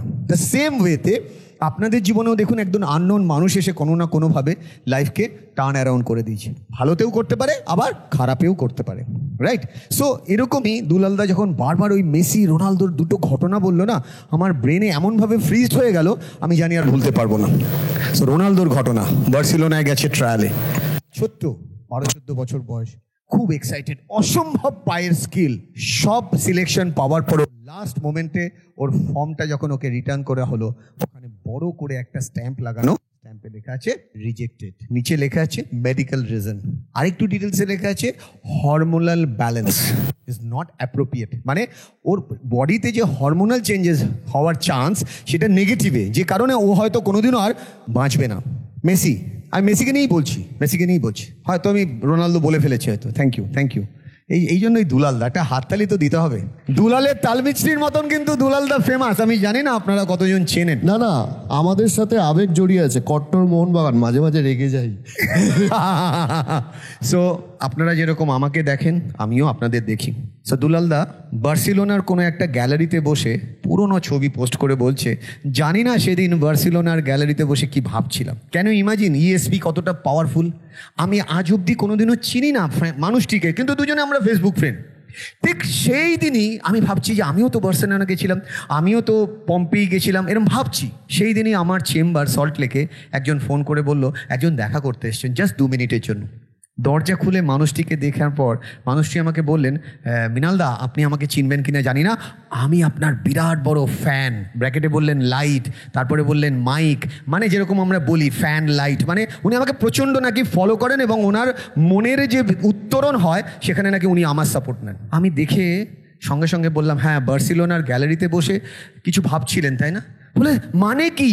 মানে আমরা দুজনে যে কানেক্টেড সেটা কিন্তু সকালবেলা আমি দেখেছি, বিকালবেলা দুলাল দামার সামনে। This is the power of ESP। কতজন শিখতে চান সেটা? মানে আপনি একটা মানুষকে না পুরো টেনে নিয়ে আসবেন, রাইট? আমি এই হলে এরকম 4-5 জনকে টেনে নিয়ে এসেছি।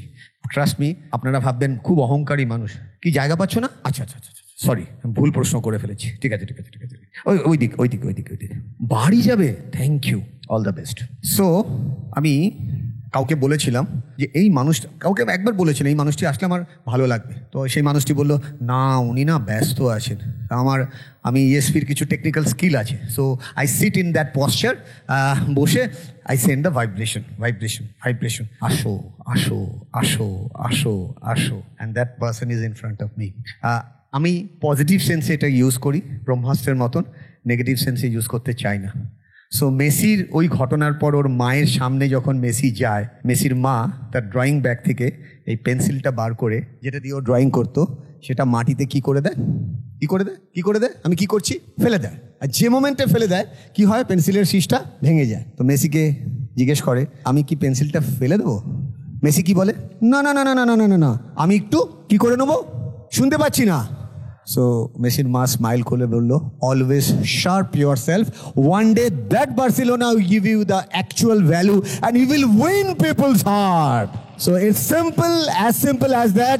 If you really want to achieve your dream, reduce the distraction and you have to be, ইংলিশে একটা ওয়ার্ড আছে, কনসিয়াস থাকা। সত্যি কথা বলছি, কালকের ঘটনা, আজকের ঘটনা, আমি যখন গাড়ি স্টার্ট করি আমি একটা অডিও দিই শোনার জন্য। আজকে বেরিয়েই আমার মন বললো, সত্যি বলছি, এটা কালকেও হয়েছে আজকেও হয়েছে, Mrinal your car speed should not be exit 45 to 55, it should be within 55। Generally আমি 60, যেখানে ওই ক্যামেরা নেই, 70ও হয় কলকাতার রাস্তায় ভোরবেলার দিকে। আমি রোজ 25 কিলোমিটার ট্রাভেল করে জিমে যাই, রোজ, এটা আমার কম্পালসারি রুটিন। অনেকে হাসবে, বাট আই নো, অতনু জানে এটা। আমার পাশে একটা BMW এসে দাঁড়ালো, দারুণ দেখতে, পুরো কালো কাঁচ বোঝেন তো, অনেকে কাঁচের মধ্যে কি লাগায়, ফিল্ম লাগায়। আমার ভেতরে মনে হলো ওয়াও, কাশ, মানে আমারও যদি এরকম বিয়ে, ভেতরে হতেই পারে, আমিও তো একদিক দিয়ে ছোট বাচ্চার মতন এখনো বাচ্চা হয়ে যাই। তারপরে মনে মনে ভাবলাম, না বাবা, আমার গাড়িটা নিয়ে ভালো আছি, আমি তো একটু অন্য টাইপের গাড়ি চাই, আমার তো BMW ইম্পর্টেন্ট নয়, আমার গাড়িটা, সেটা অরিজিৎ জানে, সেটা অরিজিতের সাথে আমরা পরে কথা বলবো, নেক্সট গাড়ি কি হবে না হবে। ঘটনাটা কি ঘটলো জানেন? ঠিক পরে যেই সিগন্যালটা খুললো, যেরকম আমি জানি না কতজন দেখেছেন স্পোর্টস কারগুলো যেভাবে টেক অফ করে, আমার পাশে দাঁড়িয়ে ছিল, ওই যেই সিগন্যালগুলো এরকম করে বেরোলো, আর আমার ইমিডিয়েটলি ESP কি বললো, সামথিং উইল বি রং, কিছু না কিছু গন্ডগোল হবে, সামনের সিগনালে ও ঠিক কিছু হবে। ট্রাস্ট মি, উইদিন 15 মিনিটস না, within 7 minutes next to next সিগনালে দেখি 10টা পুলিশ ওটাকে ঘিরে রেখেছে, একটা ছোট গাড়িকে ধাক্কা মেরেছে, 2টো বাইক ঘিরে রেখেছে, একটা অল্প বয়সী ছেলে গাড়িটার কাছ থেকে নেমেছে, ও এক্সপ্লেন করতে চাইছে ও ভুল করেনি, ঠিক করেছে। So that is the power of your individual capabilities. So আপনি যদি আপনার ডিস্ট্রাকশন কমাতে চান, আপনাকে কি হতে হবে সবসময়? কনসিয়াস। আর কি জানতে হবে? জীবনের প্রিন্সিপাল কি বলে? গোলকিপার, ফুটবলের গোলকিপার, উইকেট কিপার চেনেন? আমার হিরো কোথায়? আসতে যায়, আমি রিয়েল এক্সাম্পল দেখাচ্ছি। গোলকিপার আর উইকেট কিপার, যখন বলটা আসে, সিচুয়েশনটা প্রেডিক্টেবল আর আনপ্রেডিক্টেবল। আপনি গাড়ি চালাতে জানেন, যতগুলো গাড়ি আছে রাস্তায়, আপনার দিকে আসবে কি আসবে না, সিচুয়েশন প্রেডিক্টেবল আর আনপ্রেডিক্টেবল। সো লাইফ যখন আনপ্রেডিক্টেবল, কালকে সকালবেলা আমি জানতাম শান্তনু ফিজিক্যালি চলে যাবে, মেন্টালি আমার সাথে থাকবে, জানতাম। আপনার জীবনে এরকম অনেক ঘটনা আছে, আপনি সকালে জানেন না বিকালে হয়েছে। লাইফ এই গোল বলটার মতন কি প্রেডিক্টেবল? কি ড্রপ খাওয়ালে আপনার হাতে আসবে? লাইফ কি প্রেডিক্টেবল না লাইফ আনপ্রেডিক্টেবল? সো যদি গোলকিপার আনপ্রেডিক্টেবল হয়, যদি একজন সেলস পার্সন যখন সেলসে যাচ্ছেন, আপনি গ্যারান্টেড আপনার সেলস হবে? অরিজিৎ বলে দিতে পারবে কোন পডকাস্টটায় 1 লক্ষ লোক দেখবে? না, আনপ্রেডিক্টেবল। বাট আনপ্রেডিক্টেবল সিচুয়েশনে আপনার বিহেভ ক্যাজুয়াল হয় না কনশাস হয়? কনশাস। আপনি কম্পিটিশনের দিন কনশাস, প্র্যাকটিসের দিন ক্যাজুয়াল, আপনি সাকসেসফুল হবেন। একজন PhD করতে চায়, সে সারা বছর ক্যাজুয়াল, কি হয়, ও হয়ে যাবে, ও করে দেবো, ও হয়ে যাবে, ও করে দেবো। আর ইনস্টাগ্রামটা ইম্পর্টেন্ট, ফলোয়ার বাড়ছে না কেন? আরে মেসেঞ্জারে মেসেজ করাটা ইম্পর্টেন্ট, গার্লফ্রেন্ড সারা দিচ্ছে না কেন? গার্লফ্রেন্ডকে হাওয়া দেওয়াটা ইম্পর্টেন্ট, বাবার ব্যাগ থেকে 200 টাকা বার করে রোল খাওয়াতে হবে, 100 টাকার তেল, 100 টাকার রোল, নাহলে গার্লফ্রেন্ড হাত থেকে বেরিয়ে যাবে। You understand my point? You don't have enough time to invest in your self, you are investing your girlfriend and boyfriend to satisfied your girlfriend. What a silly matter. Successful হওয়া আর rich করা আর ওই distraction count করার জন্য আপনাকে মাথায় রাখতে হবে life is always always unpredictable. আমি জানি না, কিন্তু আমি অরিজিতের দিকে ছুটছি, এটা ড্রপ খেয়ে অরিজিৎ ধরল, হ্যাঁ ভালো উইকেট কিপিং করে, বাট এটা যে পড়ে ওর কাছে যাবে সেটা কিন্তু নয়। It's unpredictable situation. বোঝাতে পারছি ব্যাপারটা? ধোনি কেন ধোনি হয়েছে জানেন? ও ডেলি 1000 বার এই বলটা ধরতো, রিফ্লেক্স বল।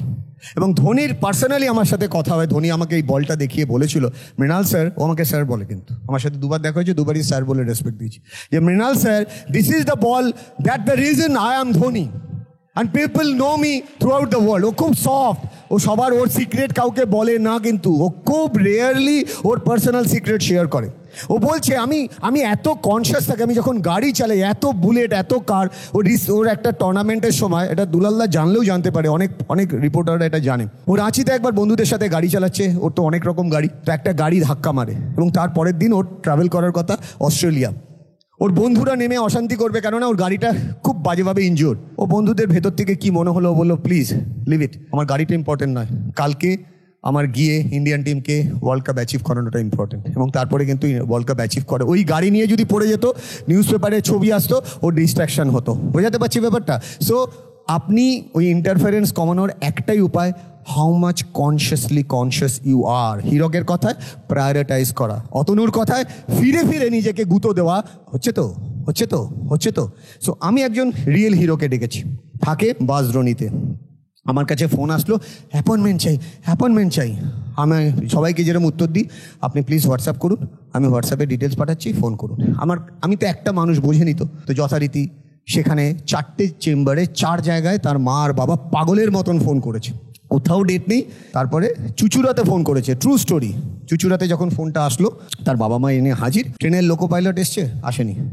একটি মেয়ে আছে, ট্রেন চালায়, সে আমার সাথে ট্রেনেই পরিচয়, তারপর থেকে আমার স্টুডেন্ট হয়ে গেছে। তো সে দরজা নক করছে, স্যার কী হয়েছে? বললো দেখুন একজন কিরম করছে।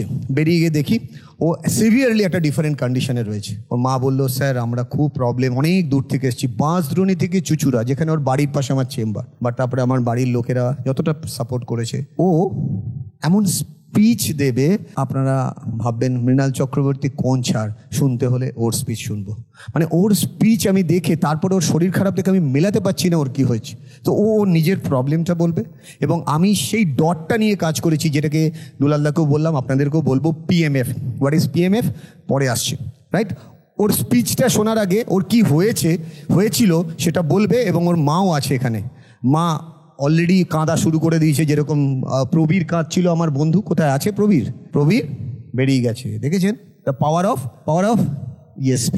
আমি প্রবীরের কথা কেন বললাম, এরকম দরকার ছিল না তো। আমার সেন্সারি অর্গান বলছে Prabir will be not there. Trust me, এটা আমি আবার বলছি, আমি নতজানু হয়ে বলছি, ইট ইজ এ প্র্যাকটিস। আপনি আপনার ESP অন করতে পারেন, মানে আপনি এমন নামগুলো বলবেন, আমি জানি আমার সিগন্যাল বলছে হোয়ার ইজ প্রবীর নেই, আমার সিগন্যাল বলছে হোয়ার ইজ অরিজিৎ নেই। বোঝাতে পারছি ব্যাপারটা? So you can activate that ESP। কতজন শিখতে চান? আর আমি জানতাম ওকে কি বললে, ওর কোন ডটটাকে টাচ করলে ও কোনো ওষুধ লাগবে না, খালি কথাতেই ম্যাজিক হবে। আমার ক্রেডিট পাওয়ার অফ ESP। ও একটু বলবে ওর শরীর, দিদি আপনার মোবাইলটা পিছনে মহুয়া দিকে দিন, খুব ভালো রেকর্ডিং করেন, খুব ভালো ফেসবুকে ছবিও পোস্ট করেন, হ্যাঁ ভয় নেই, হ্যাঁ দিদি তুমি ধরো মহুয়া দি।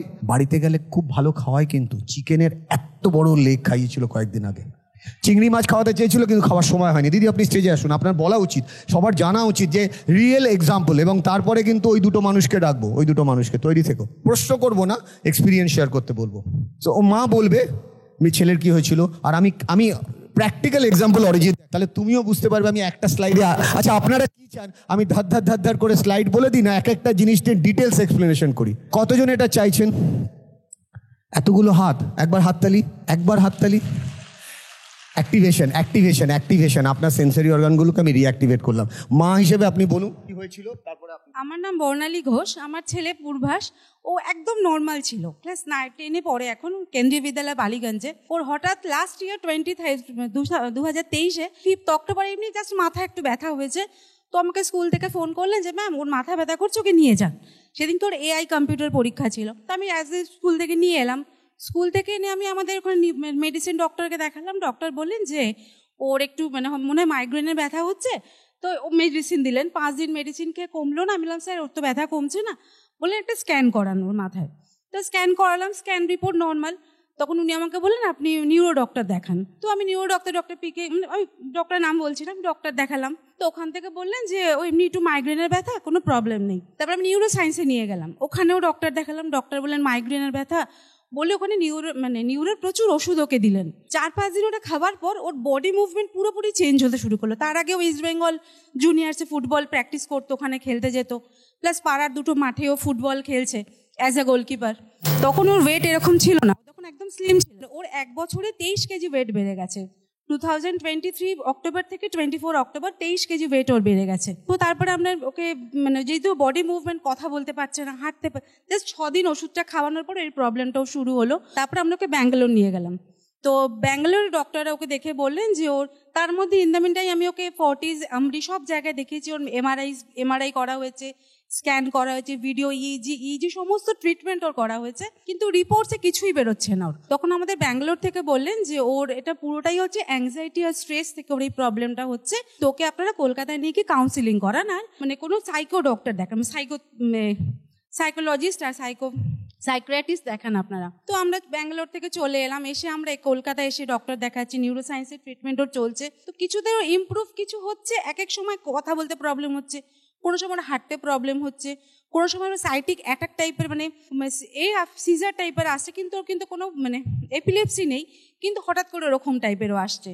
তখন আমার এক স্যার, আমি ছোটবেলা থেকে কালীঘাটেই থেকেছি, ওখানকার আমার এক স্যার আমাকে, মিরাল স্যারের কথা বললেন যে তুমি একবার যাও, ওনার সাথে তুমি একবার কনসাল্ট করো। কারণ তার মধ্যে ওকে আমি প্রচুর কাউন্সিলিং করি, যে প্রচুর কিছুতেই কিছু ইমপ্রুভমেন্ট সেরকমভাবে হচ্ছে না। এদিকে ক্লাস 10 বোর্ড দেবে, পড়ার একটা প্রেশার থাকছে, এবং এখন তো এই বয়সটা তো সবসময় অ্যাংজাইটি স্ট্রেস থাকবে, আমি কি করে এর থেকে রিলিফ ওকে দেবো? তবু কাউন্সিলিং করি, কিছু হচ্ছে না। তো স্যারের কাছে আনলাম, স্যারের কাছে জাস্ট আমি এলাম কবে 10th নভেম্বর।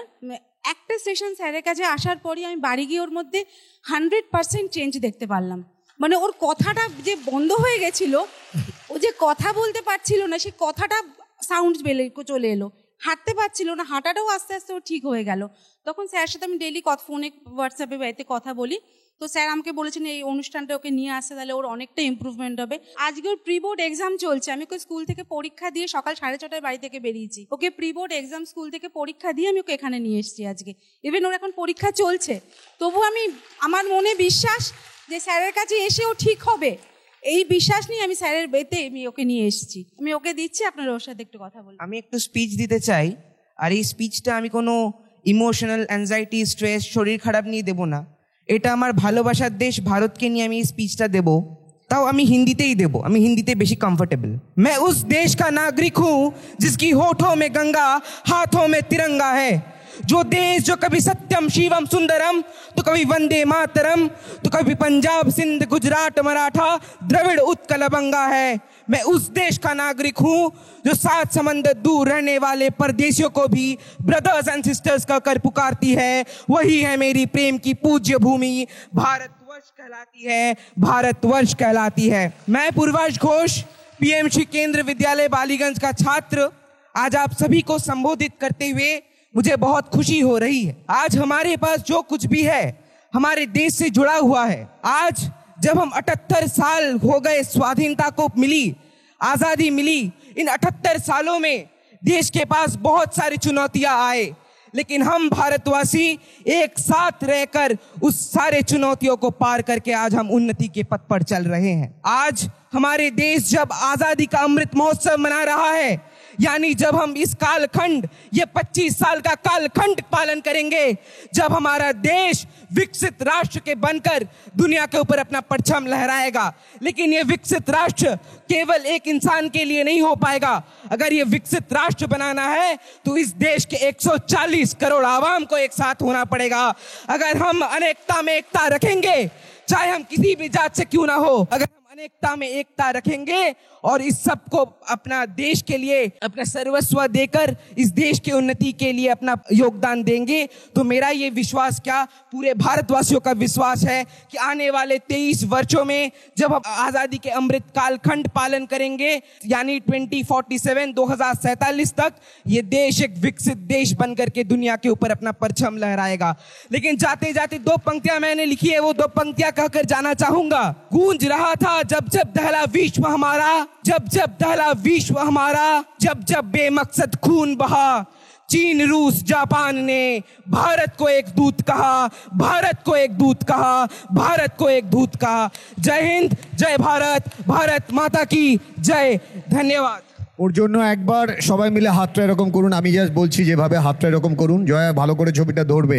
ওকে, সো ওর হয়ে আমি বলবো ভারত মাতাকে আপনি প্রাণ খুলে সেই জয়টা বলবেন, আর জয় যখন বলবেন ওপরে হাতটা তুলে দেবেন, মানে হাতটা খুলে দেবেন। ভারত মাতা কি, ভারত মাতা কি, ভারত মাতা কি। Thank you, big hand for our young champions. Thank you, please. True story, এরকম অনেক ঘটনা আছে, যদি সারাদিন ওই ঘটনা নিয়ে কথা বলি দিন শেষ হয়ে যাবে। অনেকে আমাকে বলে মিরাকেল ম্যান, অনেকে বলে ম্যাজিশিয়ান, বাট আমি সেটা ডিজার্ভ করি না। এটা আপনার বিশ্বাস, সেটা আপনি বলেছেন। অরিজিৎ আমাকে কিছু বলছিল, আমরা সেখানে ফিরে যাব।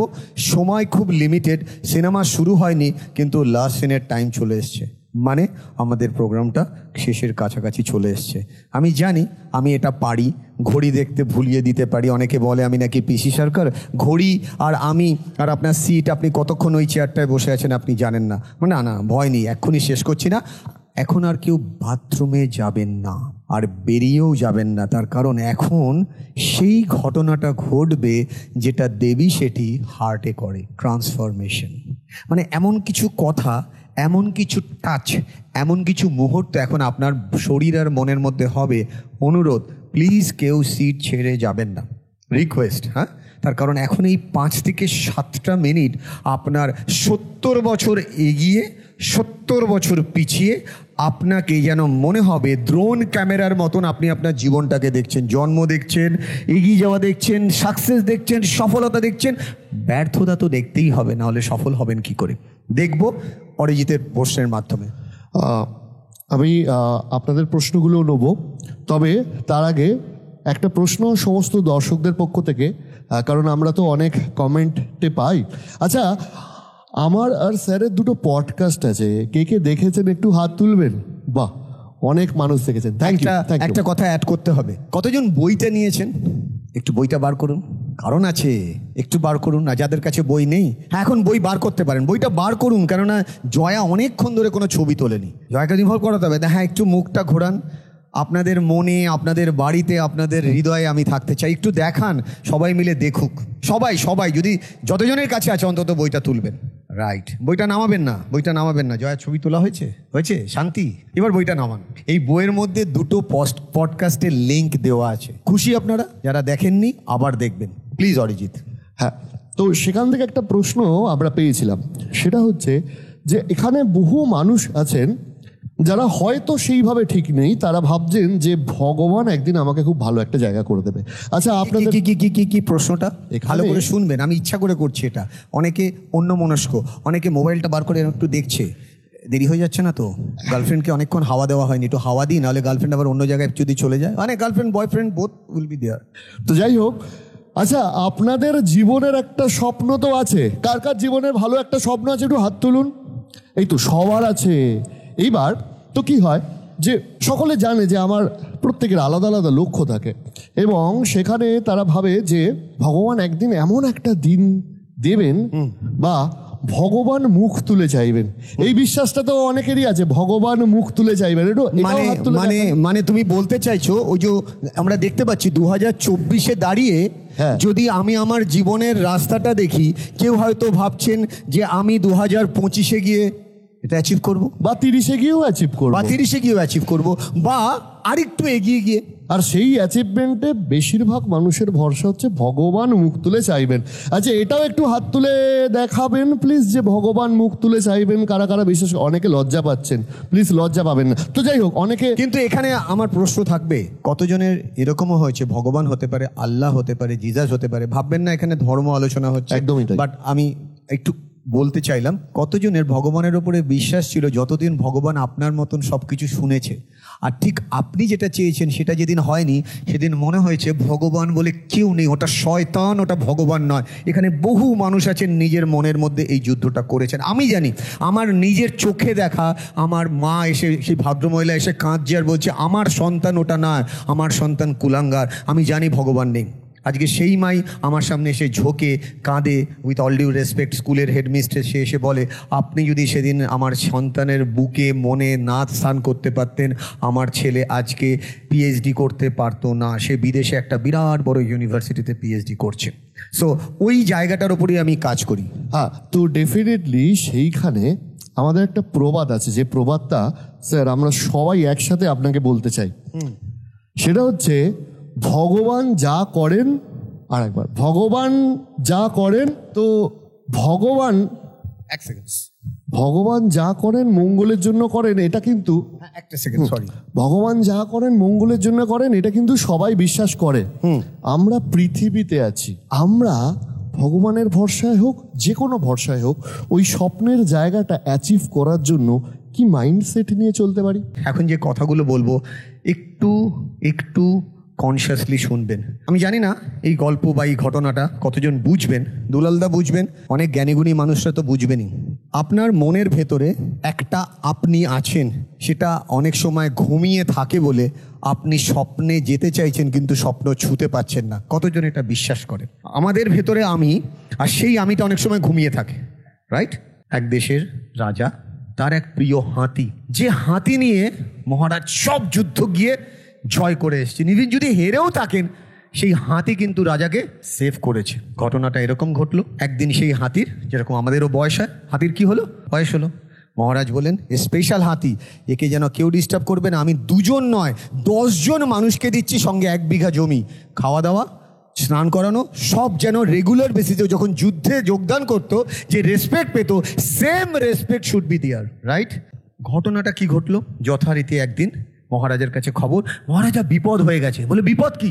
ওই হাতিকে স্নান করাতে নিয়ে গিয়ে, যে জলের মধ্যে স্নান করে, যে ডোবাটাই বাঁচে, ওখানে কাদার মধ্যে হাতির পা ঢুকে গেছে, এবং এত কাদা সে হাতি আর উঠে দাঁড়াতে পারছেন, আর পায়েও জোর নেই, বিকজ বয়স হয়েছে। মহারাজা কিছুক্ষণ চোখ বন্ধ করে সেনাপতিকে কিছু বলল। সেনাপতি বলল ঠিক আছে, মহারাজা যাবে। সারা দেশে খবর হয়ে গেল হাতি তুলতে মহারাজা যাবে। মহারাজার হাতে এত ক্ষমতা, সবাই ভাবছে। মহারাজা গিয়ে হাজির। মহারাজা গিয়ে ইশারা করলো।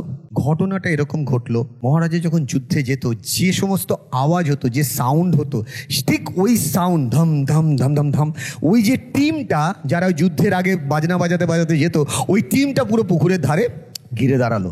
আর মহারাজার ইশারা যেই দিল, আওয়াজ শুরু হলো, ধুম ধুম ধুম ধুম ধুম ধুম ধুম ধুম ধুম ধুম। উইদিন এ সেকেন্ড যে হাতি এরকম করে ডুবে যাচ্ছে, সেই হাতিকে দেখলো সবাই মৃত মানুষের প্রাণ ফিরে পাওয়া। হঠাৎ করে নড়ছে, হঠাৎ করে হাতির সেই ডাক দিয়ে এমনভাবে উঠে দাঁড়ালো, সবাই চমকে গেল, দেখলো জল সরে গেল, আর হাতি ধপ ধপ ধপ ধপ ধপ ধপ ধপ ধপ ধপ ধপ করে একদম আগের জায়গায় হাত। সবাই অবাক হয়ে গেল। পরের দিন সবাই মহারাজাকে প্রশ্ন করছে এ কি জাদু ছিল? মহারাজা বলল জাদু নয় তো, ওর মনের মধ্যে লুকিয়ে আছে যুদ্ধে যাওয়ার মানসিকতা, আর সেটাকে কি বলা হয়, মেমোরি অ্যান্ড এক্সপিরিয়েন্স। আমি ওর ওই মেমোরি এক্সপিরিয়েন্সের বাটনটাকে কি করে দিলাম, সুইচ অন করে দিলাম। যেই সুইচ অন করে দিলাম, ও কিন্তু আর ফিজিক্যাল বডিতে নেই। ও কোথায় চলে গেছে?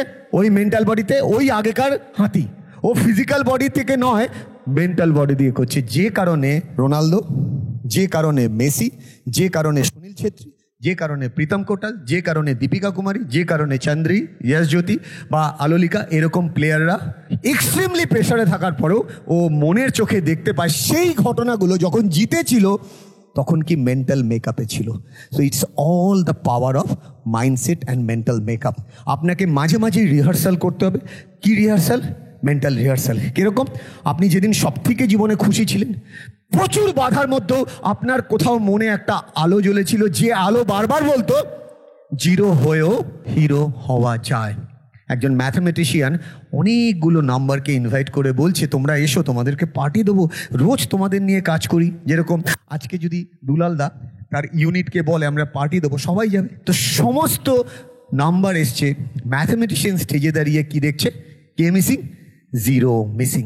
সবাইকে জিজ্ঞেস করছি জিরোকে দেখলাম তো একটু আগে, কোথায় গেল? একজন বলল স্যার সোফার তলায় লুকিয়ে আছে, ওকে বার করুন। Zero zero please come. Zero বলছে sir you know my value, I am zero, nobody give me that value. Professor বলল please come my child in front of me. যেই না জিরোকে দাঁড় করালো, তারপরে ইশারা করলো mister one can you please come. One এসে দাঁড়ালো। সবাইকে জিজ্ঞেস করলো আচ্ছা জিরো বিকাম কত? 10। আরেকজন জিরো কমিউনিটি থেকে একজনকে দাঁড় করালো, নাও ইট বিকাম 100। আরেকজন জিরোকে দাঁড় করালো 1000। আরেকজন জিরোকে দাঁড় করালো লাইক। তখন প্রফেসর বললেন দেখো জিরো তুমি ছাড়া কোনো ভ্যালুয়েশন বাড়ে না। সো আপনি যখন দেওয়ালে পিঠ থেকে যাবেন, আপনার যখন মনে হবে হচ্ছে না, তখন একটা কথাই নিজেকে প্রশ্ন করবেন, আমি যখন জীবনটা শুরু করেছিলাম তার সবথেকে বড় কারণটা কী ছিল? প্রচুর মানুষ সুইসাইডাল টেন্ডেন্সি আছেন, আমার কাছে এরকমও মানুষ, হাজার হাজার মানুষ আছে সুইসাইড স্পট থেকে ফোন করে আজকে তারা পৃথিবীতে তাদের সংসার জীবন লাভ করছে। সো মেইন থিং, ভগবান অন্তরেই আছে, সেই মৃগর মতন, কস্তুরী মৃগর মতন। দেখার জন্য চোখ খুলে ভগবানকে দেখা যায় না, চোখ খুলে পৃথিবী দেখা যায় না, চোখ বন্ধ করেও পৃথিবী দেখা যায়। কতজন চোখ বন্ধ করে অ্যাকচুয়াল জীবনকে রিয়ালাইজ করতে চান? আজকে আমি আপনাদের দেখাবো দ্য পাওয়ার অফ ইএসপি। দেখতে চান? Slowly close your eyes, take a slow deep breath, inhale softly, exhale softly, slow inhale, slow exhale, slow inhale, slow exhale. আমার অনুরোধ, এই এক্সারসাইজ চলাকালীন আপনার যদি কান্না পায় আপনি কাঁদবেন, কিন্তু চোখ খুলবেন না। একটাই অনুরোধ, প্লিজ চোখ খুলবেন না। মনের চোখে আপনি এখন দেখবেন একটা রিয়েল মুভি, আপনার জীবনকে নতুন করে যেন রিভিল করা। মনের চোখে আপনি যেন দেখতে পাচ্ছেন আপনার জীবনের প্রিয় মানুষের সবথেকে ইম্পর্টেন্ট মানুষ আপনার মাকে দেখতে পাচ্ছেন। খুব ভালো করে দেখুন তো, একদম শুরুর আগের শুরুতে আপনি প্রথম মায়ের পেটে, আপনি যেদিন প্রথম মায়ের পেটে লাথি মেরেছিলেন, আপনার মা সবাইকে ডেকে ডেকে বলেছিল আমার সন্তান আসছে। আপনি ভালো করে দেখুন সেই জন্মের দিন, আপনার বার্থ, পৃথিবীতে আসা, ছোট্ট উচিমুনি মায়ের কোলে, আর আপনার মা আপনাকে জড়িয়ে ধরে বারবার বলছে এ তো আমার সোনা, এ তো আমার মনা।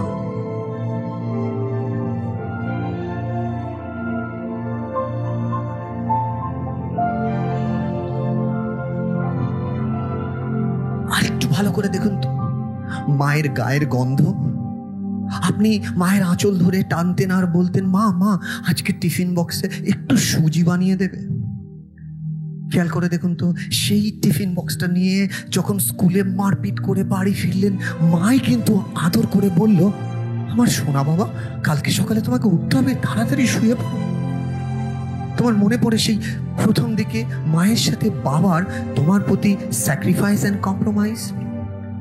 তোমার মনে আছে প্রথম সেই একটা দারুণ ড্রেস কিনে এনেছিল তোমার বাবা, এসে পরিয়ে বলেছিল আমার সোনা মাকে কি সুন্দর দেখতে লাগছে? তোমার মনে পড়ে দুর্গাপুজোয় প্রথম মায়ের হাত ধরে দুর্গাপুজোয় আইসক্রিম খাওয়া, বাবা ব্যাডমিন্টনের র্যাকেট কিনে দেওয়া? মনে পড়ে সেই কোনো আজানের সুরে বাবা ডেকে বলছে ওঠো আজানের সময় হয়ে গেছে, আমাদের প্রেয়ার করতে হবে তো? মনে পড়ে অষ্টমীর দিন মায়ের পাশে দাঁড়িয়ে নতুন শাড়ি পরে অঞ্জলি দেওয়া? মনে পড়ে মায়ের কাছে প্রথম মিথ্যা কথা বলা? মনে পড়ে রিয়ালাইজ হওয়ার পর মাকে জড়িয়ে ধরে কাঁদতে কাঁদতে বলা, মা আমি মিথ্যা কথা বলেছি, মা আর বলবো না, মা মা ও মা মা। আপনার মনে পড়ে সেই দিনটা যখন মায়ের গায়ে হাত তোলার কথা ভেবেছিলেন? মনে পড়ে সেই দিনটা যেদিন তুমি রোজ মাকে চিট করেছো আর মনে মনে ভেবেছো আমার বয়ফ্রেন্ড ইম্পর্টেন্ট, বাট দিনের পর দিন তুমি মাকে চিট করে গেছো, বাবাকে চিট করে গেছো। তুমি মনের চোখে সেই দিনটা দেখো তো, যে তোমার জন্য দুবেলা পরিশ্রম করে তোমার কাছে মোবাইল কিনে দিল, সেই তোমার সব থেকে বড় শত্রু হয়ে গেল। তোমার মনে করে মা বাবাকে মিথ্যা কথা বলে রাতের পর রাত সময় চুরি করা। তোমার মনে পড়ে সময়ের সাথে খেলে তুমি ভাবছো আমি বিরাট বড় কাজ করছি। তুমি জানো এই মুহূর্তে কোনো একটি শ্মশানে কোনো একটি বাচ্চা তার মাকে হারিয়েছে বলে কাঁদছে।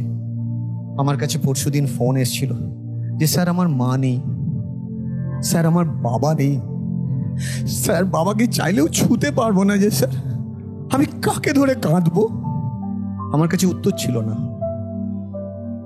আমার মনে আছে আমার দাদু যখন চলে গেল, যে দাদু আমাকে পার্কে নিয়ে যেত, আমি খালি কাঁদছি আর বলছি দাদু তোমার আশীর্বাদটা দিয়ে যেও। আমি দাদুর জামাটা ধরে খালি টানছিলাম আর বলছিলাম দাদু তুমি যেও না। আমরা অনেক সময় হাত থাকতে হাতের মর্ম বুঝি না, আমরা ভুলে যাই what is the power of বাবা, what is the power of মা। যে মোমেন্টে বাবা মা চলে যায় তারপরেও আমরা মোবাইলের চক্রব্যূহে আটকে যাচ্ছি। যে নিজের বাবাকে সত্যি যদি তুমি ফিল করে থাকো, আজকের দিনটা তোমার জীবনের রিবার্থ ডে, যেদিন তুমি নিজেকে রিবুট করছো আর মনের চোখে বলছো আজকে আমি নিজেকে চিনবো, নিজেকে জানবো, আর মনের চোখে নিজের ফিউচারকে লাইন বাই লাইন দেখবো। আমি জানি আমি পৃথিবীতে খেতে আর শুতে আসিনি, আমি চিনতে এসছি, জানতে এসছি, ভাবতে এসছি, ভাবাতে এসছি, দাগ কাটতে এসছি। আজকে মনের চোখে দাগ কাটার দিন, যে দাগ আমি চাইলেই করতে পারি। প্রায়োরিটাইজ করা, নিজেকে চেনা। সত্যি কি চেনা শুরু হয়েছে? আজকে শান্তনু ছবি, জাস্ট ছবি। শান্তনুকে চেয়েও কিন্তু আমি ছুতে পারছি না। শান্তনুকে যেদিন লাস্ট ছুলাম আমার মন বলছিল, ইএসপি বলছিল this is the last touch, but আমি ওকে মন থেকে ভালোবাসি।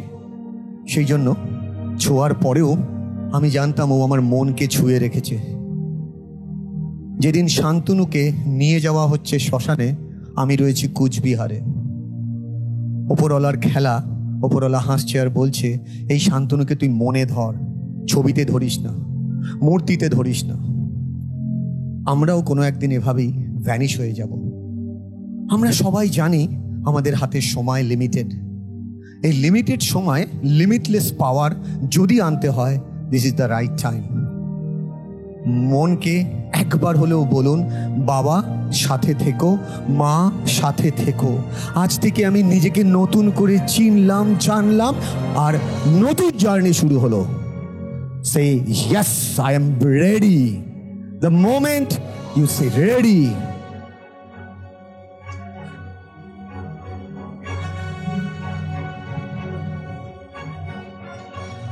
আজকের দিনটা শুধু একটা দিন নয়, আজকের দিনটা মনের খাতায় লিখে রাখা সব থেকে পাওয়ারফুল দিন, যেদিন আপনার নতুন করে জাগা।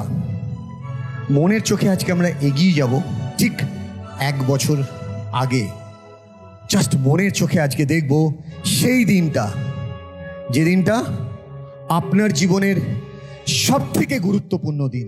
আপনি মনের চোখে দেখছেন আজকে আপনি হয়ে উঠেছেন সেই মানুষ যাকে সারা পৃথিবী সম্মান দিতে চলেছে। একটা বিরাট বড় হলে অ্যানাউন্স করা হচ্ছে, টুডে উই আর লাকি।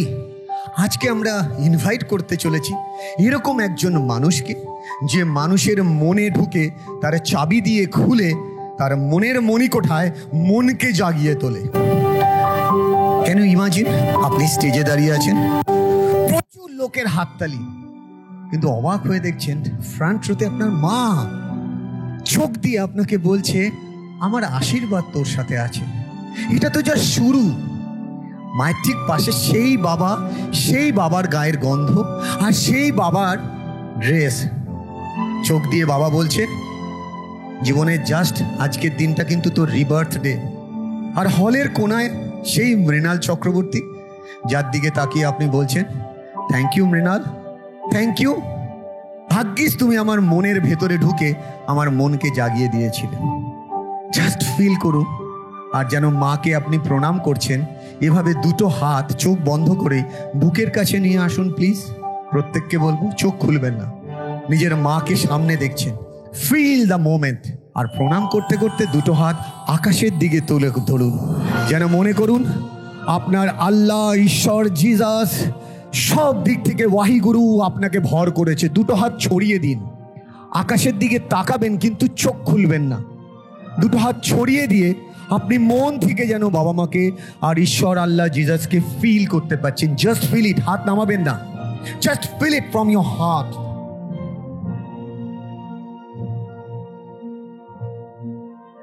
আপনি ফিল করুন আপনার বাবা, আপনার মা, আপনার আল্লাহ, আপনার জিজাস, আপনার ভগবান, আপনার মূর্তি, যেন ওই বিবেকানন্দ সভাঘরের সমস্ত শক্তি আপনার শরীরে আপনি ধারণ করেছেন। You are the supreme powerful person of this universe. আমি যদি আপনাকে জিজ্ঞেস করি, মন থেকে উত্তর দেবেন, চোখ দিয়ে নয়, মুখ দিয়ে নয়। ইফ আর ইউ রেডি, মন থেকে আওয়াজ আসবে ইয়েস। আমার প্রশ্ন, হাত না নামিয়ে আপনার উত্তর চাই। আমার প্রশ্ন থাকবে আর ইউ রেডি, আপনার উত্তর আসবে yes. It should be very powerful from your heart. Are you ready? I can't hear your voice. আমি শুনতে পাচ্ছি না। Are you ready? Are you ready? Are you ready? ধীরে ধীরে দুটো হাত বুকের কাছে নিয়ে আসুন, যেন আবার আপনি আপনার আরাধ্য দেবতা, দেবী এবং ঈশ্বর, আল্লাহ, জিজাসের সামনে রেখেছেন। এবং খুব সুন্দরভাবে মাকে মনে মনে বলুন, আই লাভ ইউ। লাস্ট কবে নিজের মাকে বলেছেন আই লাভ ইউ? আদৌ কি বলা হয়েছিল? বাবাকে জড়িয়ে ধরে একবারও কি বলা হয়েছিল I love you, I love you so much, I love you from my heart? আমরা ভুলে যাই, আমরা এত ব্যস্ত নিজের বাবা মাকে আই লাভ ইউ বলতে ভুলে যাই। আমরা সেই সমস্ত মেটেরিয়াল জিনিসকে আই লাভ ইউ বলি যেটার এক্সিস্টেন্স জিরো। তোমার গার্লফ্রেন্ড, বয়ফ্রেন্ড থাকতেও পারে, নাও থাকতে পারে। যার বাবা নেই, যার মা নেই, যার বাবার মূল্য কেউ বোঝে না, তুমি পৃথিবীতে যাই করো না কেন, জীবনের মূল্যই তো শুরু হয় না। খুব ধীরে ধীরে বুকের সেই হৃদয়, হার্টটাকে টাচ করুন, যেখান থেকে বুক ডিক ডিক ডিক করে। ধীরে ধীরে চোখ খুলবেন, ধীরে ধীরে ধীরে ধীরে, খুব স্লোলি, খুব স্লোলি। আমি জানি আপনাদের খুব ইমোশনাল করে দিয়েছি, but I am so sorry about that. আজকে সকালে মায়ের ফোন আসলো, রোজই আসে। মা ফোন করে বলল, রাজু আজকে তোর প্রোগ্রাম, আমি তো আসতে পারবো না, বাট আমার আশীর্বাদ তোর সাথে। আমি বাবাকে ফোন করে বললাম, মায়ের ফোন আসলো, ফোন করলাম বাবাকে, ফোন করে বললাম, ভাইকে বলে দিয়েছি যে বাবা 500 টাকার পুজো পাঠালাম। বাবা বলছে 500 টাকার পুজো মানে কি? আমি বললাম, আমি তোমাকে পুজো দিলাম। বাবা বলল, পুজো মানে কি? কাকে পুজো দেবো? আমি বললাম, কাউকে না, তুমি 500 টাকাটা পুজো নাও। মাকে বললাম, তুমি পুজো নাও। বাবা মা হাসছে আর বলছে, মানে কি? আমি বললাম, লোকে ঠাকুরকে পুজো করে, আমি তো তোমাদেরকে পুজো করি, তোমরা আজকে আমার সাথে আছো, এটা আমার কাছে বিরাট বড় আশীর্বাদ। সো আমি জানি আপনারা ঠিক অনেকটাই ইমোশনাল, কিন্তু এই ইমোশনস ধরে রাখতে হবে। ইমোশনাল কোশেন্টের খালি ট্রেনিং অ্যাটেন্ড করে বাইরে গিয়ে মোবাইলের চক্রব্যূহে পড়বেন না। আমরা অতীতে ফিরে গিয়ে না আমরা স্টাক হয়ে যাই, আর ফিরে আসতে পারি না। সো এই ইএসপির ভালো দিক যেরকম আছে, ইএসপিকে অ্যাপ্লাই করার কিছু প্রসিডিওর আছে। অনেক সময় কি হয়, এরকম শরীরের মধ্যে এত ছোটোবেলায় অনেক সময় আমরা আঁকড়ে ধরে থাকি, অনেক সময় কাঁদতে কাঁদতে কাঁদতে কাঁদতে না আমাদের ফিরে আসতে ইচ্ছা হয় না। আপনাদের সত্যি কথা যদি বলতে বাধ্য হই, লাস্ট 3 দিনে আমি 3 বার ঘুমাতে গিয়ে এটা আমার মনে হয়েছে যদি এটা আমার লাস্ট ব্রেথ হয়। ট্রাস্ট মি, আমি খালি শান্তনুর ছবিটা এসছে, ঘুম আসছে না, সারাদিন ড্যাম টায়ার্ড। 18 জন দেখার পর আমার শরীরে কিছু থাকে না, তার মধ্যে সকালে ওয়ার্কআউট করেছি। আমি 12টার সময় শুয়েছি, কিছুতেই ঘুম আসছে না, খালি মনে হচ্ছে আমি যদি ঘুমিয়ে পড়ি আর শান্তনুর মতন যদি হঠাৎ করে হার্টটা বন্ধ হয়ে যায়। 2:30টার সময় শুয়েছি।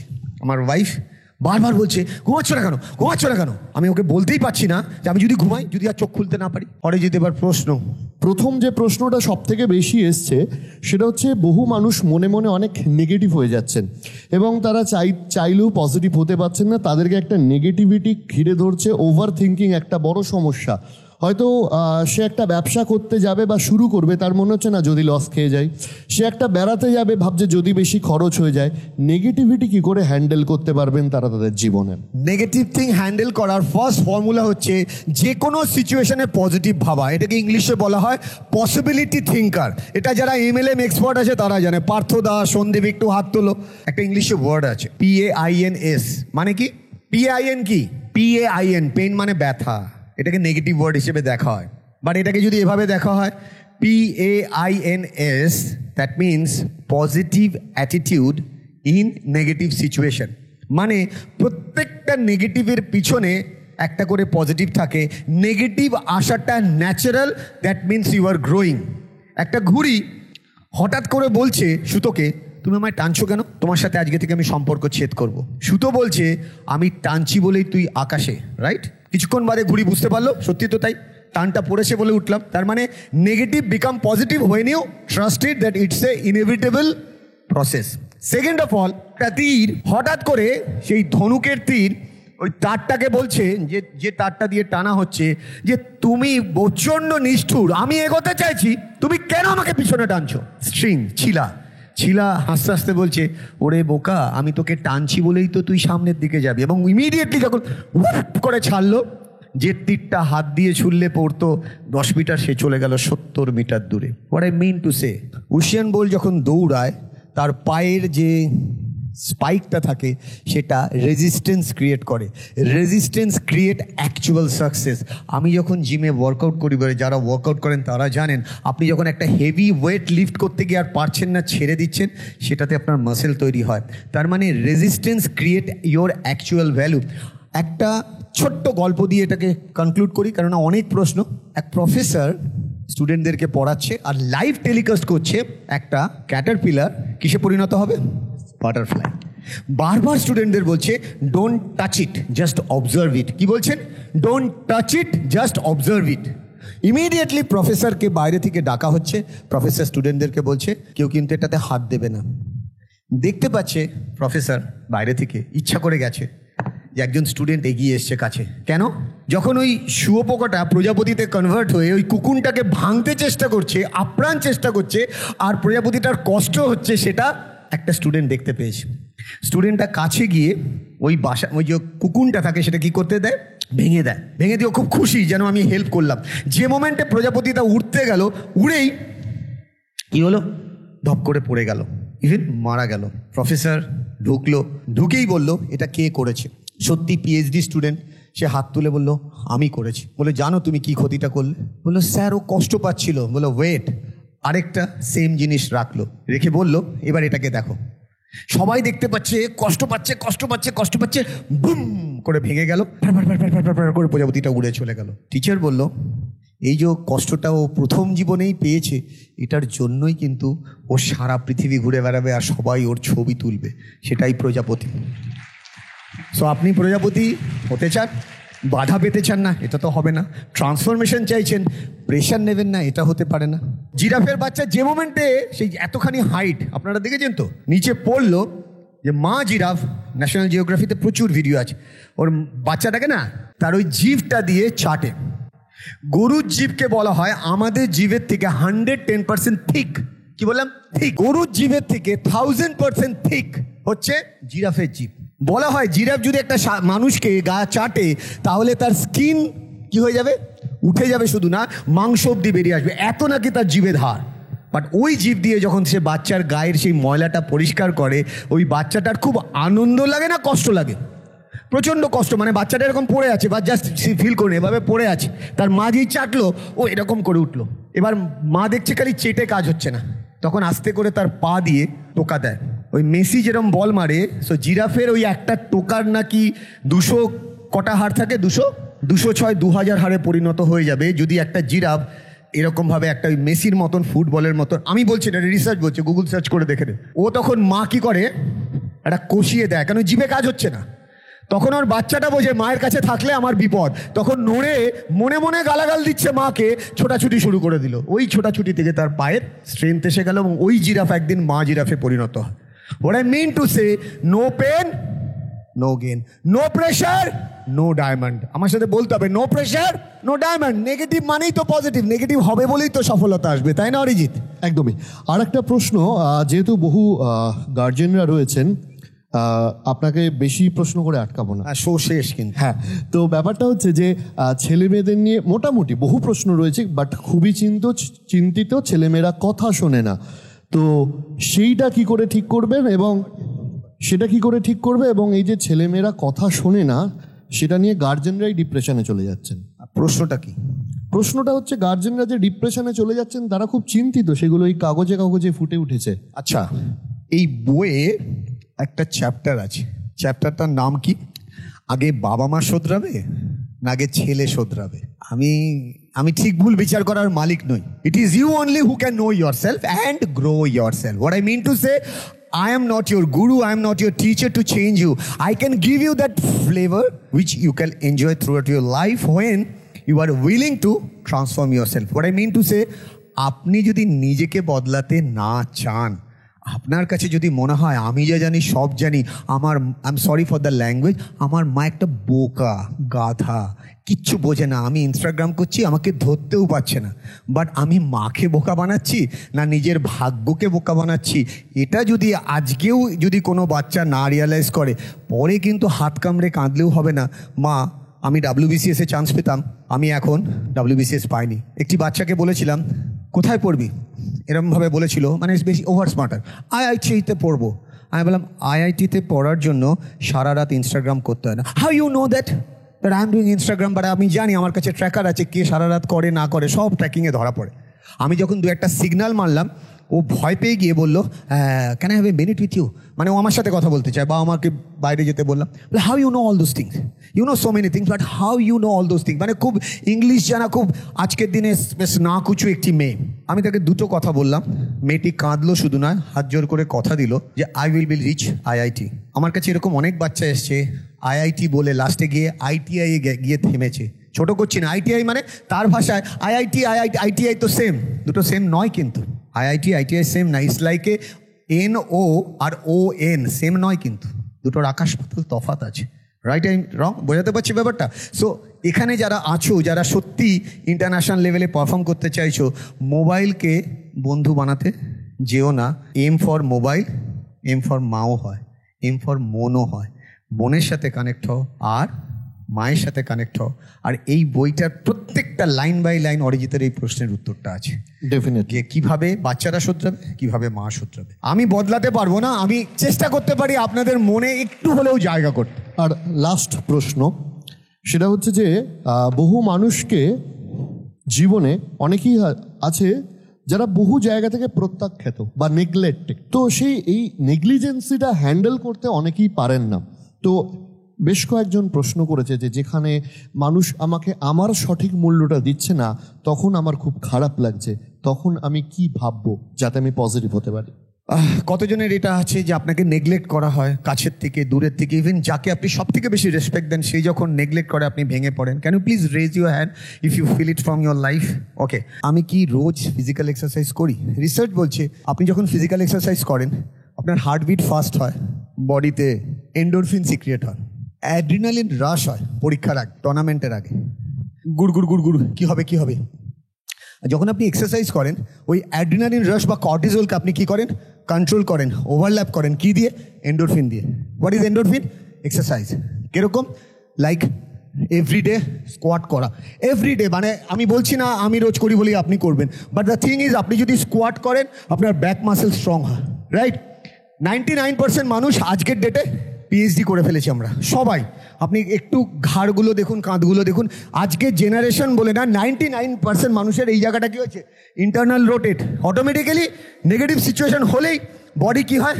কোলাপসড হয়ে যাচ্ছে।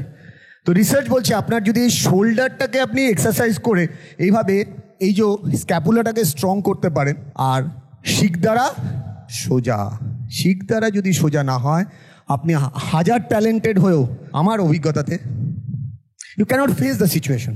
So create your body just like a armour, ঢালের মতন। আর সেটা করাটা খুব একটা কঠিন ব্যাপার নয়। এখানে শেষ করি আমরা। অসংখ্য ধন্যবাদ। তবে আমরা এই সেমিনারে বহু মানুষের অভিজ্ঞতা জেনেছি।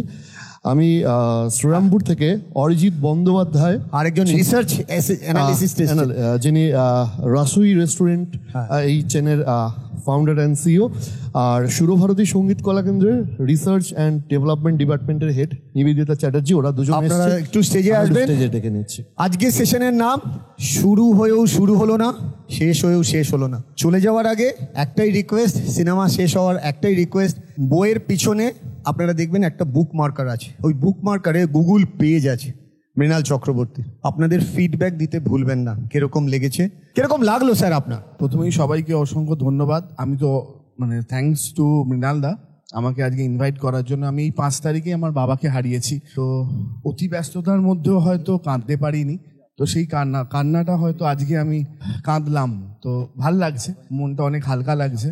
থ্যাঙ্কস, আর বেশি কিছু বলবো না। প্রথমেই জানাই সকলকে অসংখ্য ধন্যবাদ। অরিজিৎ দা যেটা বললেন, আমি 2016 সালে আমি আমার বাবাকে হারাই। আমি আজও সেই মানে অসংখ্য স্মৃতি আমার মনের মধ্যে মানে সব সময় আর কি চলে।